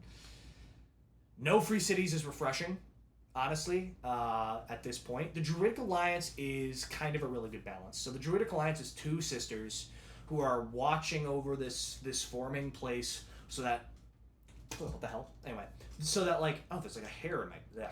Anyway, so that, you know, cringe outsiders don't fucking come in and ruin it for everybody else, right? And the fun thing about the sisters is that they're very easy to manipulate against one another. I had a lot of fun fucking with things diplomatically. And you're also not, unlike the Pretender Kings, you're not dealing with this by yourself. You have other people that the sisters will interact with and ally with and attack in response to their invasion and stuff, right? But because these two sisters only start allied, and they have fundamental differences, you can play them against each other, which I did, playing this like Alduin World Ender kind of situation. Fuck Skyrim, but I digress. And destroy the other one. And that's just fun. I mean, the ability to test the loyalty of an ally and see if they'll betray another. Over time, they kind of naturally drift apart because, again, they're fundamentally different empires as a deterrent to being far too aggressive in the early game, which is good. That provides a specific problem that you're going to remember playing the Primordial Realm as it ships. If you're too aggressive early on, the girls will turn on you and you'll be bonked into the fucking next dimension, right? As opposed to some of the samey ones. So you build your base, your foundation, and you go from there, you know? And once they start to drift apart, you form a wedge in their empire's relationship and then take advantage, rise above, and destroy one of them, or both of them, or whatever it is you want to do. Again, there's a lot of innate choice there. I'm avoiding happenings for a specific reason. Assume that these are happening throughout, and they're fun, but, you know, we'll get into it. Two specific happenings that, in two specific realms that kind of broadly apply to every challenge realm in general. But that being said, I had no problems with this. I would give this a low A for sure. I would rather do the story realms. These are very hard to beat for a challenge realm because they have innate roleplay opportunity that you can't get from challenge realms. But this provided an experience that you couldn't really get curated most other places. Like, messing with people diplomatically is going to be a lot less of a broad strategy than it is in the Primordial Realm. So no complaints, no notes. Definitely a low A. Mid A, but I digress. Okay, next up we have an even more niche reference to a character in my Dungeons & Dragons and other RPGs. For the Dead Realm, we have Hakal Ascendant of the False Balthars, which you have no idea what that means. Don't worry about it. Okay. This should be 2 stars at best. Well, I guess, no, it should be 2 skulls. Because no respite, nothing with 1 skull should have no respite, because if you're playing stupidly, that's going to demolish you. And there were certainly times where I had to peel off a little bit because I didn't have a forward base to make sure I heal up. However, I did the rather smart thing of deciding to get my Shadow Magic Affinity ending at this point. By this point, I have gotten, I believe, the Order Magic ending, and the Chaos Magic ending was Vidukai, and one other, I can't remember what it was. It might have been Nature. No, not Nature. I think it might have just been Order and I was slowly getting through the magic endings, right? Regardless.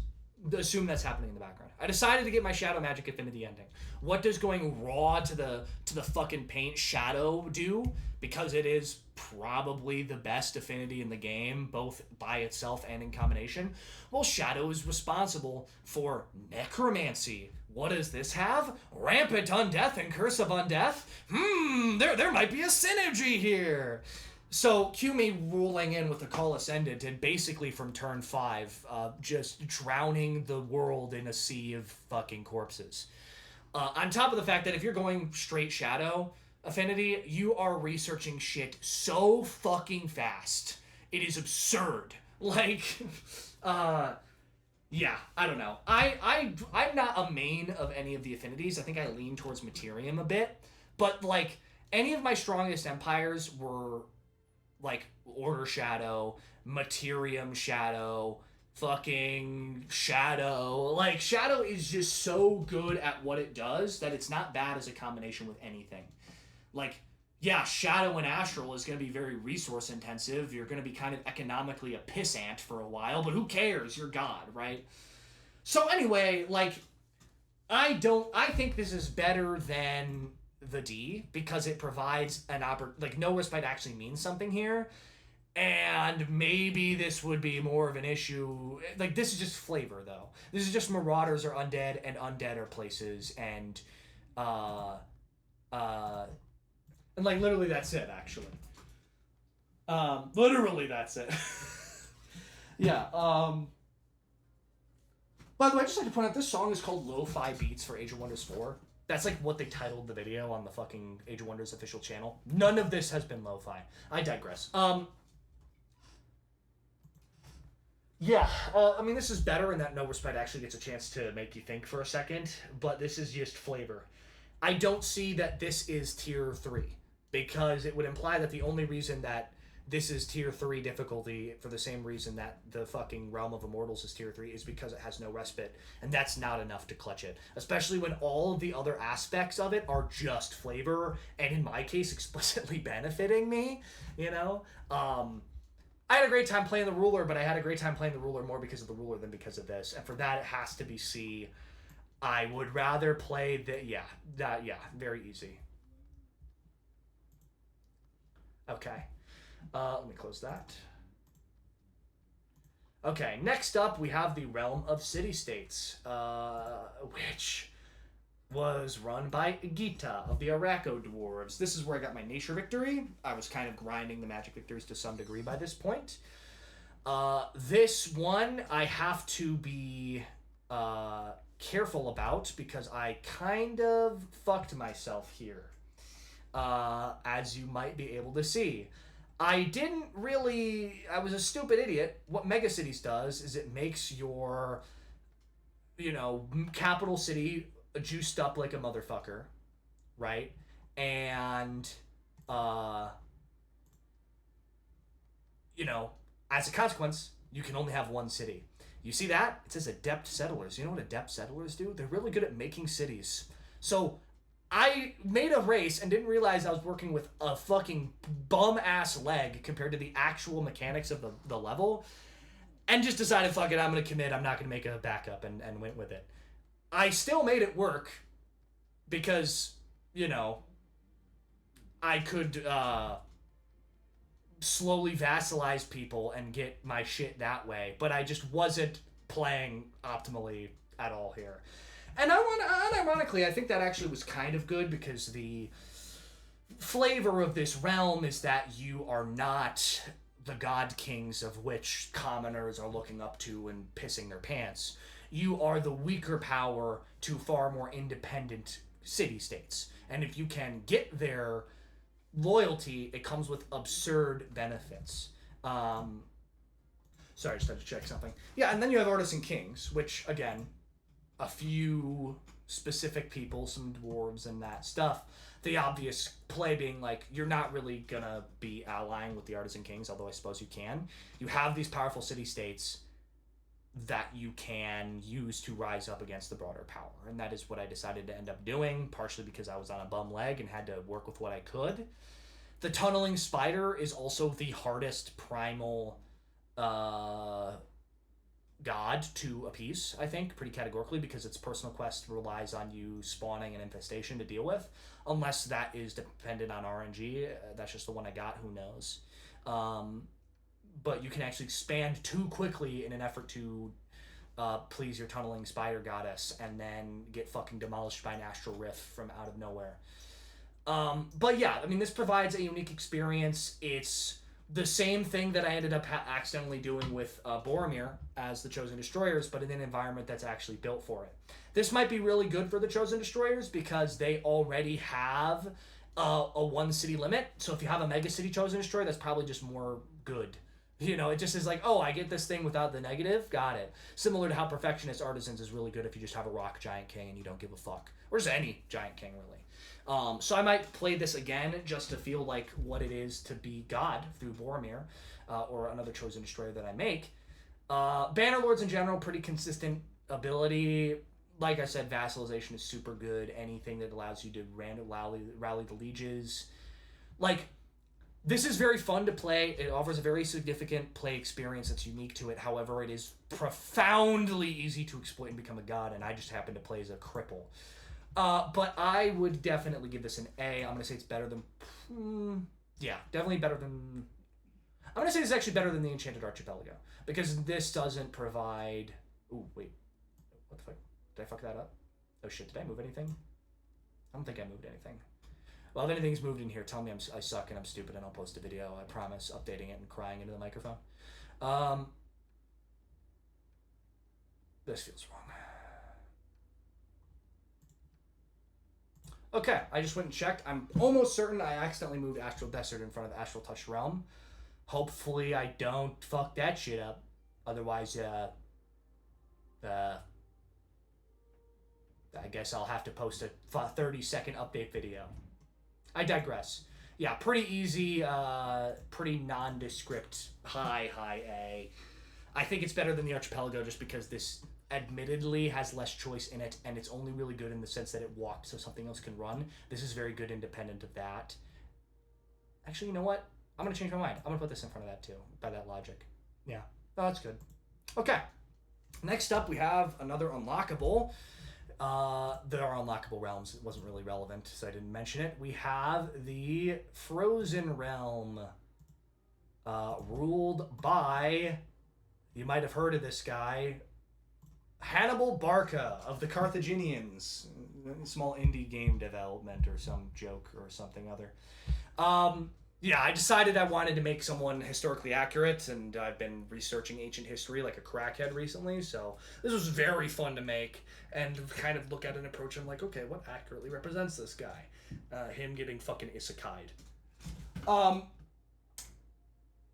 The Frostlands is one of the penultimate base game challenge realm, and spoiler alert, both this and the following one are very, very, very highly rated in my mind, because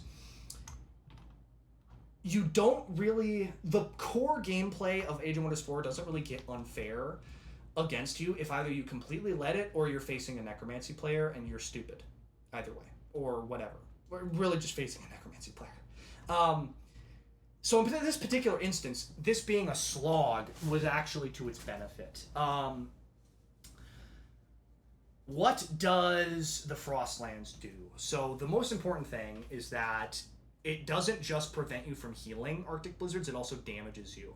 And pretty much everywhere is going to be fucking frozen, no matter what. So you are sort of like no respite, but you are playing incredibly safe. Even fighting stacks of chaff in the early game is going to be dangerous because you're not going to be able to recover from those fights. So you're going to manual a lot of those. You know, a lot of your initial investment is just going to be barely making a second city so you have somewhere to heal.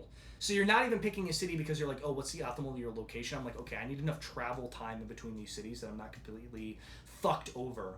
And you can go Frostling and just adapt to the realm. I didn't want to do that because that's lame and stupid.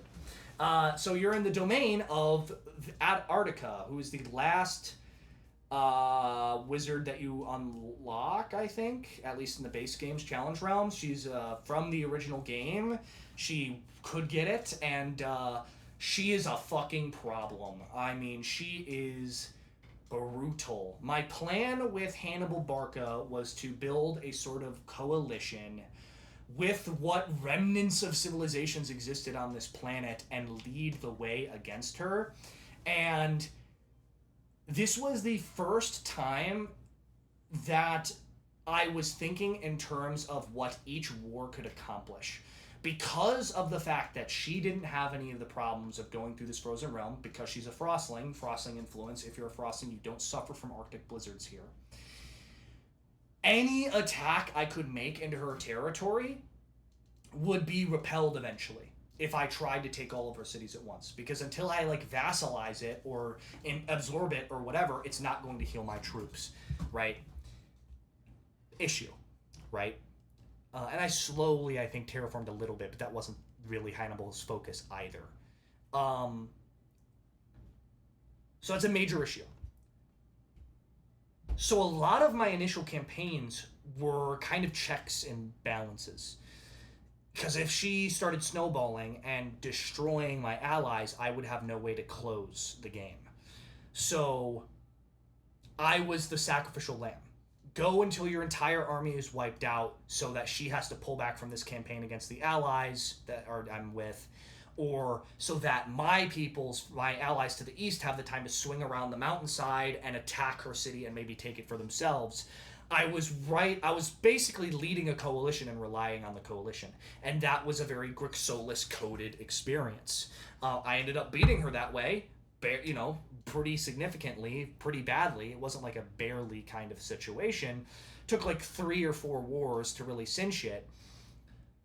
But you have to think with portals. You have to think in the long term, and that's very refreshing, especially by this point. This is delightful. I have nothing more to say than that.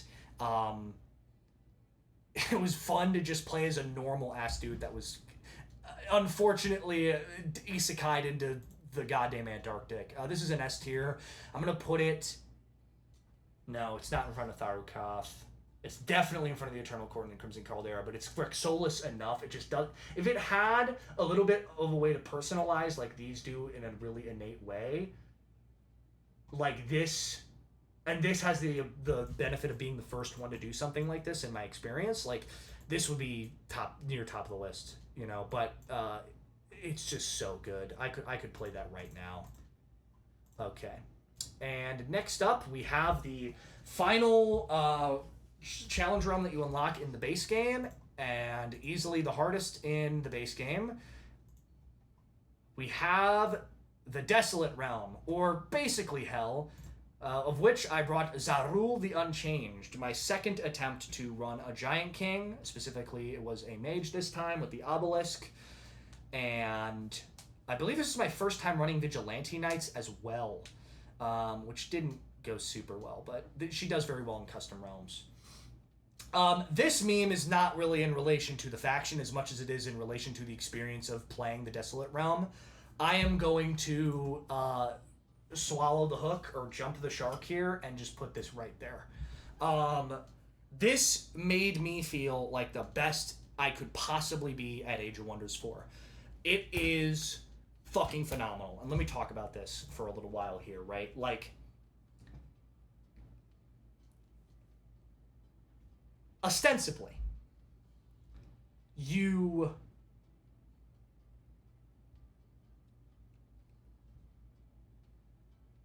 have one fucking problem.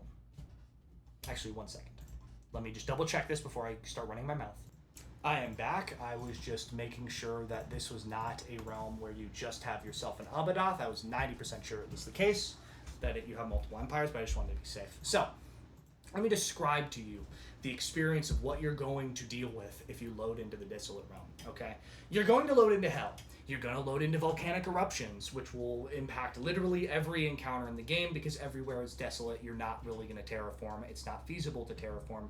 It's way too expensive, especially with what you're going to be dealing with. So your battles are fundamentally changed because you have to maneuver differently to avoid the damage from that. Everyone fucking hates you. Every free city hates you. You're going to need to take free cities in order to ally with free cities and build buffer walls. And there will be other empires. Most of those are going to get eaten by this guy called, the Demon Prince. What's his name? Yes, you are dealing with Big Dick slapping on his table, Hell on Earth, your nightmare, Caravar the Willbreaker, I believe is his name. And, oh, and the music's gone. Hang on. Alright, well, I hope that's not too loud. You are dealing with Caravar the Willbreaker. Okay? This guy is, he is a nuclear bomb to a coughing baby. Alright? He has more cities. He is way above the research track. He is a fucking nightmare to deal with, okay? In a good way. In a good way, all right? My experience playing the Desolate Realm was a bit of opening time where I would conquer a free city that was close by and maybe slowly build alliances with empires nearby, suddenly getting a notification that one of the empires randomly died before I ever met Kadavar, and then he goes, another fool trying to escape. Hilarious. Which, for some of the presets, don't have really unique lines of dialogue. They just go, hi there. Kadavar is like, you're in hell. Interesting. You won't be the last, or whatever, right? And, he doesn't care that you're weak. He doesn't care that it would be unfair to attack you. He gives you maybe a few turns, and then he's like, you know what, I want to eat you a little bit. So, he has cities across the fucking lava ocean. He attacks you with free cities that he's absorbed, of which demon, princes are. His cities are released as vassals or something, and he's besieging you, and the free cities keep besieging you, and you keep attacking, and you keep defending, and eventually you have to start thinking in portals. Like I said with the last level, you realize, okay, I can't win this war, but what can I do in the time it takes for me to accomplish something and then sue for peace? Because this guy will sue for peace, he's a dumbass. I can take one of the vassals, or I can take both of the vassals before his armies start to get over here. Okay, that's war number one. Okay, what's in war number two? War number two, I'm going to build a massive land bridge, slowly, across the lava that'll allow me to take his westmost city. And then, that's war number two, is just making that bridge. War number three is actually taking the city. And then war number four is, you have to death by 1,000 cuts, the Willbreaker. And it is phenomenal. Because he will destroy your allies, you'll be losing them left and right, you will have some consistency to fight alongside you. I think I had one ally out of the three that existed at the end of the game to reinforce me. They're doing their thing, they're trying to survive, and I made just risky-ass plays. No plan to swim back if I fail, and I did it. And I would take vassals, and in the 10 turns of which he's not declaring war on you, I had a pretty damn good economy at this point because of the empire and my skill of the game. So I'm just, all of my money is going towards reinforcing vassals with armies that I'm getting from rallied lieges, tier 5 units, so on and so on and so on, so that if he throws his guys against there, he either barely takes it or destroys his army trying to take it, and then I would push again, take another army, or take another city, and then pull back, sue for peace, because he would bring his army around, and I could not consistently until the very end take his armies in either manual or auto resolve.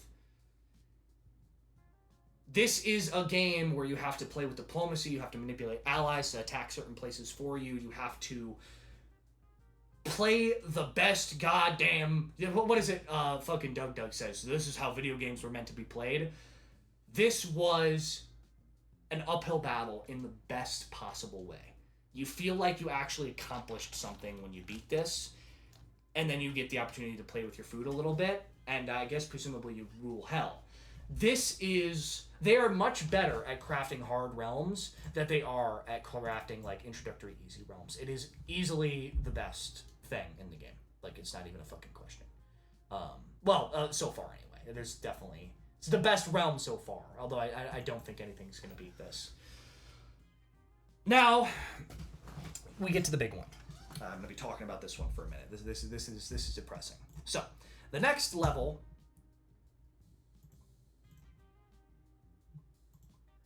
is the Ashen War, because we are out of the DLC. We're out of the base challenge realms. Now we're heading into the DLC. So that is the Dragon Dawn. That is the Primal Fury DLC. That is the Eldritch Realms DLC. That is the Giant Kings DLC. Everything that's provided from there. And Ways of War, obviously. So our first one, and the only piece of actual content realm-wise that came with Dragon Dawn, which was the first DLC of the game, was the Ashen War realm. And that was ruled by the end anyway, Fluffles McBumpkins of the Little Cute Baby Snookums. This is the ruler. This is the experience of playing the Scars of the Ashen War. This should be a 5-skull level, and not in a good way. And I think at this point, in order to really give you the context of my opinion on this, we need to get into necromancy, okay? Why is necromancy so fucking good?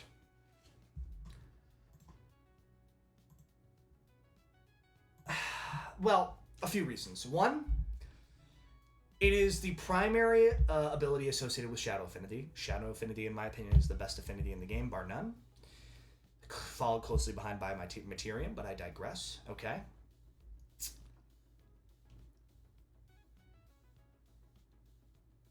The issue with necromancy, to give you a general idea of the mentality, is you see a necromancy player or a necromancy empire, if your number one priority in that moment is either allying with them instantly to win the game or genociding them fucking immediately, otherwise your play experience is going to be incredibly rough the rest of the game.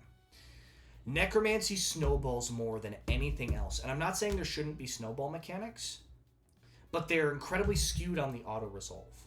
If you have a ruler and a bunch of necromancy units, you will likely lose way more units than you otherwise normally would via manually fighting the battle. I like manually fighting them anyway. I don't necessarily want to manually fight every battle if it's 5,000 stacks of skeletons with shields, but I have to, otherwise I'm not going to be able to actually have the resources to take what I need to take and play how I need to play. The reason I did so well in Grixolis, and the reason why it was still challenging, is because I was a necromancy player. You know what the enemy team had? Another necromancer. So, like, there was a race to out-necromancer the necromancer. The fundamental gameplay state revolves around that, right? Materium, Shadow, these are objectively strong, like, affinities. I mean, all of them are good at what they do. I would just say some of them are a little more niche, like nature and stuff, right? But in terms of mono resources. The Ashen War, as the big advertisement for the Dragon Dawn DLC, you recognize Forming Realm, you recognize volcanic eruptions, you recognize what all these things do. I'm coming off of the heels of the hardest experience of the game. I'm seeing volcanic eruptions again. I'm like, okay, I guess I'll do this again. The Ashen War is a realm where there are 6 dragons. They're on teams of 3, and they're all basically demigods, right? Loyal to their affinities. You have the team Preservation with an Order Dragon, a Nature Dragon, and the Astral Dragon. And you have Team Destruction with Team Chaos Affinity, and then you have Shadow, and then you have Materium, right? And this is fine, okay? Your responsibility, you have 3 options when you start the game. You can either side with Team Preservation, so Order, Nature, and Astral, or Team Destruction, Chaos, Shadow, and Materium, right? Each dragon has a special ability that they can use themselves, and an ability that any hero of theirs has access to because they are working under the influence of the demigod. You can, like I said, pick a side or work for yourself. In this instance, not realizing my folly, I picked Team Preservation, which was Order and Nature and so on, because I'm Fluffle, McBumpkins, whatever. I want everyone to play nice, but that's not an option here. I'm a cute little baby. When I tell you, let me tell you the abilities of the enemies, okay? The Chaos Dragon is the weakest of the 3. His abilities are essentially that everyone in his army is stronger. They have more health, they have more retaliation attacks. He has some strengthening and some healing and whatever. It's brutal, it's difficult, but you can deal with it. The Shadow Dragon and the Materium Dragon are fucking busted. And that's not even getting into the fact that the Shadow Dragon is easily the hardest one, right? The Materium Dragon is insane. What the heroes get is fine, right? It's semi-balanced. The heroes and the dragon's secondary ability is a map-wide 99 length heal for 50 and give surge, and it has a cooldown. And you're like, okay, that's fine. That's kind of annoying, but it's a heal. It's whatever. His fucking Materium ability is summon a random golem, recharge 3. There are 3 golems in the game. There's a tier 1 copper golem, there's a tier 2 iron golem, and there's a tier 5 fucking mythic tier gold golem creature. From the beginning of the game, they get these abilities, right? So at the beginning of the game, they're at turn 70, basically. And they're going to declare war on you pretty instantly, but depending on what alliance you pick, more or less, and get fucked. You rolled a 1 and 3, and they got 5 tier 5s over the course of a battle. Even 1 tier 5 gold golem against your army, especially even mid-game, it changes the course of the battle. 2 is just absurd. The ability to spawn those is fucking absurd. Like, tier 5 mythic units are in tier 5 tomes for combat summons. Like, summon the earth type. And that guy just gets that, right? So, you cannot fight him. You cannot fight any of them. You are role-playing as the fucking victim, surrounded. And then you go to the Necromancy Dragon. And it has an ostensibly fairer situation, right? Both the ruler and the heroes get exactly 1 ability. As an action, every 3 turns, they can summon 3 tier 1 undead units. Recharge 3. I mean, that's not a big tier 5 unit, right? That's not so bad, right? Here's the issue. When you start to win against an AI, do you know what they do? When you've pushed them back to their last city, or their last few cities, or you've destroyed their army and their military ranking has tanked, they're going to try and compensate by summoning like 4 or 5 heroes. They're going to spend the gold to get 4 or 5 heroes, an army of 4 or 5 heroes. And because every 3 turns, at minimum at the start of the turn, if you go up against an army, usually of 4 heroes and 1 unit, you've got it in the bag. You go and you slaughter them, and maybe you lose some units and you've won. Against the Shadow Dragon, the desperate reformation of their armies is explicitly weakened. It's explicitly made more powerful by the Siege update, for one thing, because you can now recruit armies while under siege to prepare for the battle. But if you have 2 enemy heroes and you're going to fight them, you're actually fighting an army of 2 heroes and 6 units. Because the first thing they will do is summon 3 undead per piece, per head, that does not go away after a few turns. So, Age of Wonders 4 is a numbers game. The thing you want is an army of 3 armies of 6 units. And ideally, an ability to summon more units, or a unit that summons more units at the start of battle to supplement that, or whatever, right? Like, the Ritualist can get a Shadow Dragon or an Undead Dragon at the start of the fight, that's great. Like, you can kind of move past that hard limit of 18 units by a little bit, right? Or mid-max and go crazy, but like with Houndmasters and stuff. They fundamentally break that balance because their number of units is infinity. Because if they get 3 normal-sized armies, and you have 3 normal-sized armies, and they have 1 hero apiece, what they actually have is 4 armies. And if they have a bunch of heroes, they have 5 armies, or 6 fucking armies versus 3 armies, and it doesn't matter. That will be demolished in the auto-resolve. Because the auto-resolve remembers that, and will just be like, oh, numbers massively skew, they die. And you have to go in and manual over and over and over and over and over again. Okay? And you can't deal with that in the manual. You cannot deal with that in the manual. It was so impossible to deal with the Necromancy Dragon that I just was like, I'm not going to be at war with that. I'm just going to go struggle against the Materium Dragon for 70 turns and eventually beat that. And even at the end of the game where I have an insane army that no one's able to beat, I besiege the city and I can't fucking take the city. They're literally burning in the ruins of the city. They're not attacking because the auto-resolve thinks they won't win the fight. I attack them, I auto-resolve, my entire army gets wiped out and they take no casualties. I go into manual, they have 7 heroes, so they summon more units than the game knows. There's more undead every 3 turns than I can destroy in 3 turns, no matter what, and I just get overwhelmed completely. The most powerful ability in the game is Infecting, because all it does is kill when you kill someone with like a sword you replace it with one decaying zombie that actively dies over the course of time, right? That's super powerful because that's a body block on the board. Maneuvering and positioning is super important. Fucking 9 units every 3 turns is kind of insane. Especially with the siege rework that allows them to get a normal army on fucking top of that, and how powerful the dragons are in general because they're high-level heroes at the start of the game. This is the opposite of Grixolis, where my allies are fucking useless. And if I just decided, fuck it, I'm gonna reload my save and pick Keen Destruction, I could have gone to sleep, kept my units at tier 1 in their armies, woken up, and been fucking done with the game. And done with this fucking stupid piece of shit level. Because the one team is so heavily skewed in the direction of another. In order to win that city, I had to pull out of the siege, destroy the army as they pulled out, and fucking siege a second time.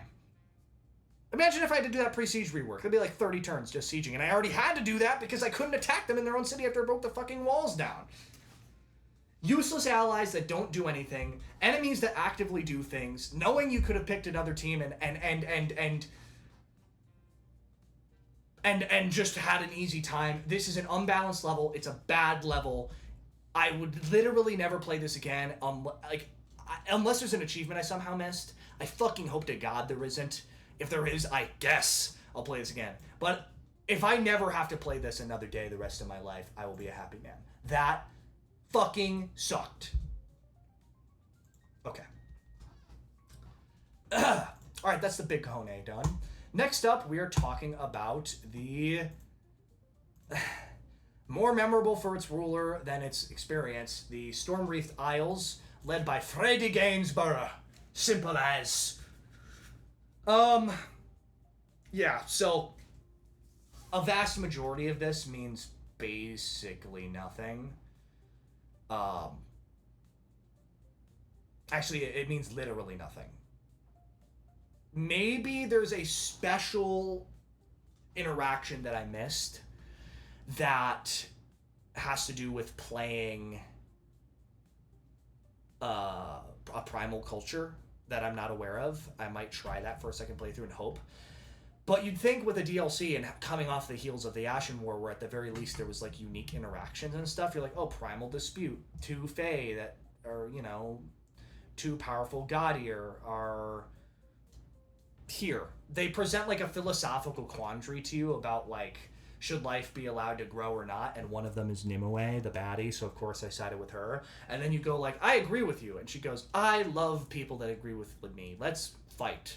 And like, that's the extent of it. And they don't really... They're powerful for the same reason that like a lot of the base game lords, where like the Archon Prophet and stuff are powerful. They just have more cities at the start of the game. They do have some more spells, but these aren't unique abilities and unique spells. It's just they have access to high tier magic at the start of the game. So it's just kind of another variant of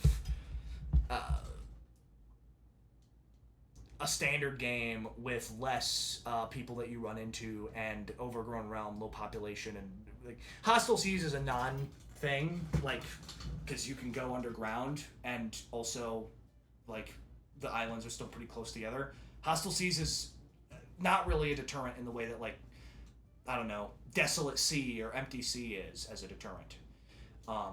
So as far as DLC levels go, this is probably the most nondescript one that exists. I'd still give it a C. Yeah, pretty solidly, like, yeah, pretty samey. I guess it's about this because, like, this at least has a choice to make. Just not that interesting. Okay. Next up, if you remember the false Balthars that you didn't understand the context of, you'll enjoy this guy in the Seals of Power level that you'll understand even less of the context of. Balthar himself! From a Discord meme that you can't get anywhere else that my friend made. The Luxury Incarnate Staff. Hey, look! It's the World Seals! And I've already talked about that. You know what my dedication was here? I wanted to get the goddamn Astral Victory and completely ignore the World Seals, victory condition because I didn't want to do it a second time. I did it. I almost lost the game because of it, but I did it. My responsibility was to prevent other people from winning with World Seals and then getting my Astral Victory condition. So I played this level in the most interesting possible way that you could, which is actively opposing what it wants you to do. Other than that, there's literally nothing else to say about it. D. This at least has the advantage of story, dialogue, aesthetic. There's literally no reason for me to play this ever again, because literally all this is the Seals condition. It's at least... No, this is better because at least, like, if I was, like, drunk and lazy, I could at least just load this up and instantly win and be happy, I guess. This is just, yeah, pretty quick one. Not something Balthar ever says. I don't even know what that means. All right. Okay. Next up, we have the Toll of Seasons, led by Ediria Palantir. This is a nuke for one very simple reason. I actually have to talk about two things here, because this is likely the most powerful hero I've ever made, and this is... I have very, very specific opinions about the Toll of Seasons.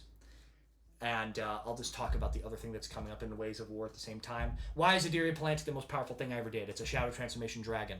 Why are Shadow Transformation Dragons the most powerful thing in the game? Because they are Shadow Affinity, 1. 2, they get... You remember how I said that Infecting is the most powerful thing? One of the most powerful effects you can put on stuff in the Item Forge? The only downside that it has is that it only applies to the item. So if you put it on a Wizard's Orb, it's only going to apply to their one ranged attack Cosmic Bolt. Their big AoEs, which are where most of their damage and value comes from, aren't going to get the Infecting radius, because having AoEs on Infecting would be absolutely broken. Well, oh, what's that? Without speccing into specific items and specific buffs on those items, you have to spend a lot of resources to get that combo. Oh, what's that? If you go Shadow Transformation on your dragon, you just get Infecting on all of your abilities, including your AoE Tail Swipe, your AoE Breath Weapon, which could be anything from a Massive Cone to a Meteor from 1,000 meters away, and your Claws. Wow! So... instead of one decaying zombie, I would do the same thing that the Ashen War kind of was, where I'm like, oh, that's a cool bunch of units I've slowly whittled down. Breath Weapon, and now I have 6 bodies on the board that are blocking you from getting anywhere. Any attack towards a decaying zombie is a waste, because it's just allowing my more powerful units to close in and tighten the noose. And, by the way, I've killed you 5 seconds ago. Like, there was no overstating. I was wielding a nuke against a bunch of fucking babies that were coughing, as I said. Onto the Shagach Ruins, or the Toll of Seasons. Here's my problem. This is technically a buffed version of the Toll of Seasons, by, like, the numbers of the more powerful, armies, and Toll of Seasons does play some part in a theoretical hardest ever realm you could make, which has Regenerating Infestations Gag, and Toll of Seasons, and blah, blah, blah, to make it hell and just trying to survive. You know, the problem with Toll Seasons is by the time I was playing this, I'd already dealt with Toll Seasons about 86,000 times in other challenge realms. Because, to freshen up the gameplay and to make each playthrough differently, there are intrigue happenings, there are side quests, there are quests for individual heroes, and blah, blah, blah. Tons and tons of events. Age of One, like there's Wonder events and so on and so forth, right? Cosmic happenings and so on. Toll Seasons happens every 5 fucking seconds. I swear to God, half the fucking realms that I load up, it's like, been 15 turns. The Toll of Seasons is here. Oh, God damn it. So by the time I'm dealing with Toll of Seasons, I'm like, okay, I'm actually going to just keep the artifact for myself instead of breaking it for the insane benefit you get to win the game. But, so I had the somewhat unique experience of actually resisting and completing the quest line. But, like, by the time you decided to play this, it's naturally, quote-unquote, spawned like 15 times in any other game you've played. So this level almost doesn't need to exist. And for that, I have to give it a D. Even though I had a good time with it because I purposefully didn't do the questline all the way through until this level, which gives it a really high D. It didn't annoy me. But it's like, I learned nothing new from playing this. Even some of the other ones in D, like this one taught me something new, which was I can be lazy. And this one was like, life is pain. But this doesn't teach you anything. Yeah, these are going by a little quickly now. Okay. Next up, this is a jam, by the way. I love this video. Next up, we have the Umbral Abyss from Eldritch Realms one of the best DLCs. From what I understand, the other one was Eldritch Drums as well. Eldritch Drums largely revived the game, but I digress. Umbral Abyss, of which I played Sovzuk Lilitsk. No, Sovzuk Lilitz Fatagan. When I saw that it was an Umbral Abyss level, I resolved to ally with the Umbral houses quite a bit, because in the Umbral Abyss realms that I played in the story realm, I never really took that opportunity. So the focus of this character was to really interact and love the Eldritch friends that were down below, because most of the time I just conquered them or loved exploring the realm in general. Similar to kind of the Seals, how good the Umbral Abyss challenge realm is depends on how good the Umbral Abyss is. In the same way that, obviously, the Seals depend on how good the Seals victories are. This is the exact opposite, where the Umbral Abyss is unironically one of the best additions to the game that has ever been added, if not the best. I mean, it's got really good abilities. You have a reason to take the risk. Gloom in general is very fun. Playing with Gloom in general is very fun. A very wide variety of things can spawn down there, from gold wonders to void stones to special ancient wonders and so on. And the Umbral houses, which require special quests and evil dastardly shit to do in order to befriend them. You have to be a bastard.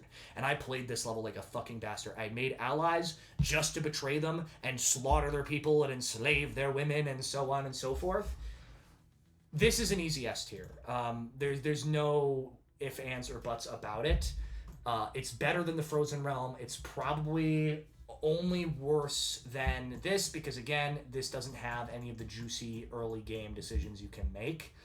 But the Umbral Abyss is a comfort, as comforting as I suppose the Void can be for the mortal mind. Yeah. Okay, penultimate one here. We move on to Paradise Divided, the Ways of War realm, ruled by the Raven. Another reference that none of you who, on the off chance a stranger decides to watch the video all the way to here anyway, will understand. Some of you will go, oh my god, that's that guy. Here's the issue with the last two, the last two levels. None of them are bad, but I had very weird experiences with both of them. This game doesn't crash a lot, like, at all. For some reason, this level in particular,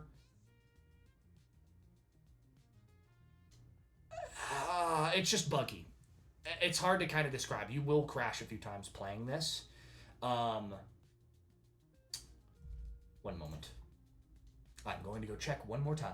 Yeah, just double checking. So, not only is it pretty buggy, it has unfolding mysteries, which declares itself that skullduggery is common here. It says intrigue happenings are common in this realm. What that really means is the specific intrigue happening where one of the regents of a Gadir will replace one of the presets is very common. You kind of have a double whammy here. How interesting Unfolding Mysteries is, kind of like Toll of Seasons, largely depends on how interesting the base version of it is. And by the time you're at this level, if you've done it in the order that I've done it, you've seen a Regent replace a fucking Gadir every other game, because the spawn rate of that event is just a little too high, kind of like Toll of Seasons. There's not really a way to tweak it other than turning it off, and I don't want to turn it off, because that's where interesting shit happens when there's narrative events, right? So they should give us an option to reduce the spawn. That's like my main critique. So that's just a nothing burger. Problem as well, the Sworn Rivalry is, hey, we have these three rulers who are fighting each other. I think there might be other empires. I might be wrong on that. But you're like, oh, cool. Is this going to be like, I don't know, the fucking Stormwreathed Isle where, you know, they've got special spells? No, they're just slightly strong, and they're base people that you can play in the preset.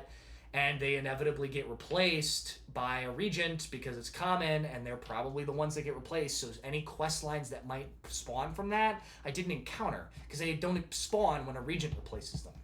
So this level shoots itself in the foot, because what it does have is undermined by Unfolding Mysteries. Unfolding Mysteries is a little too common for it to be interesting, and so like I almost feel like, oh, I would have gotten the unique things that happen if Unfolding Mysteries didn't piss in my fucking cereal, you know? So like this wasn't bad other than the crashing. I don't want to play it until I can like tweak the spawn rate. So I'll put it below the tutorial realm, honestly. Like, I will play this more than I would play these in here, but only when the time comes that I can affect the spawn rate of the in-drink happenings beyond turning it off.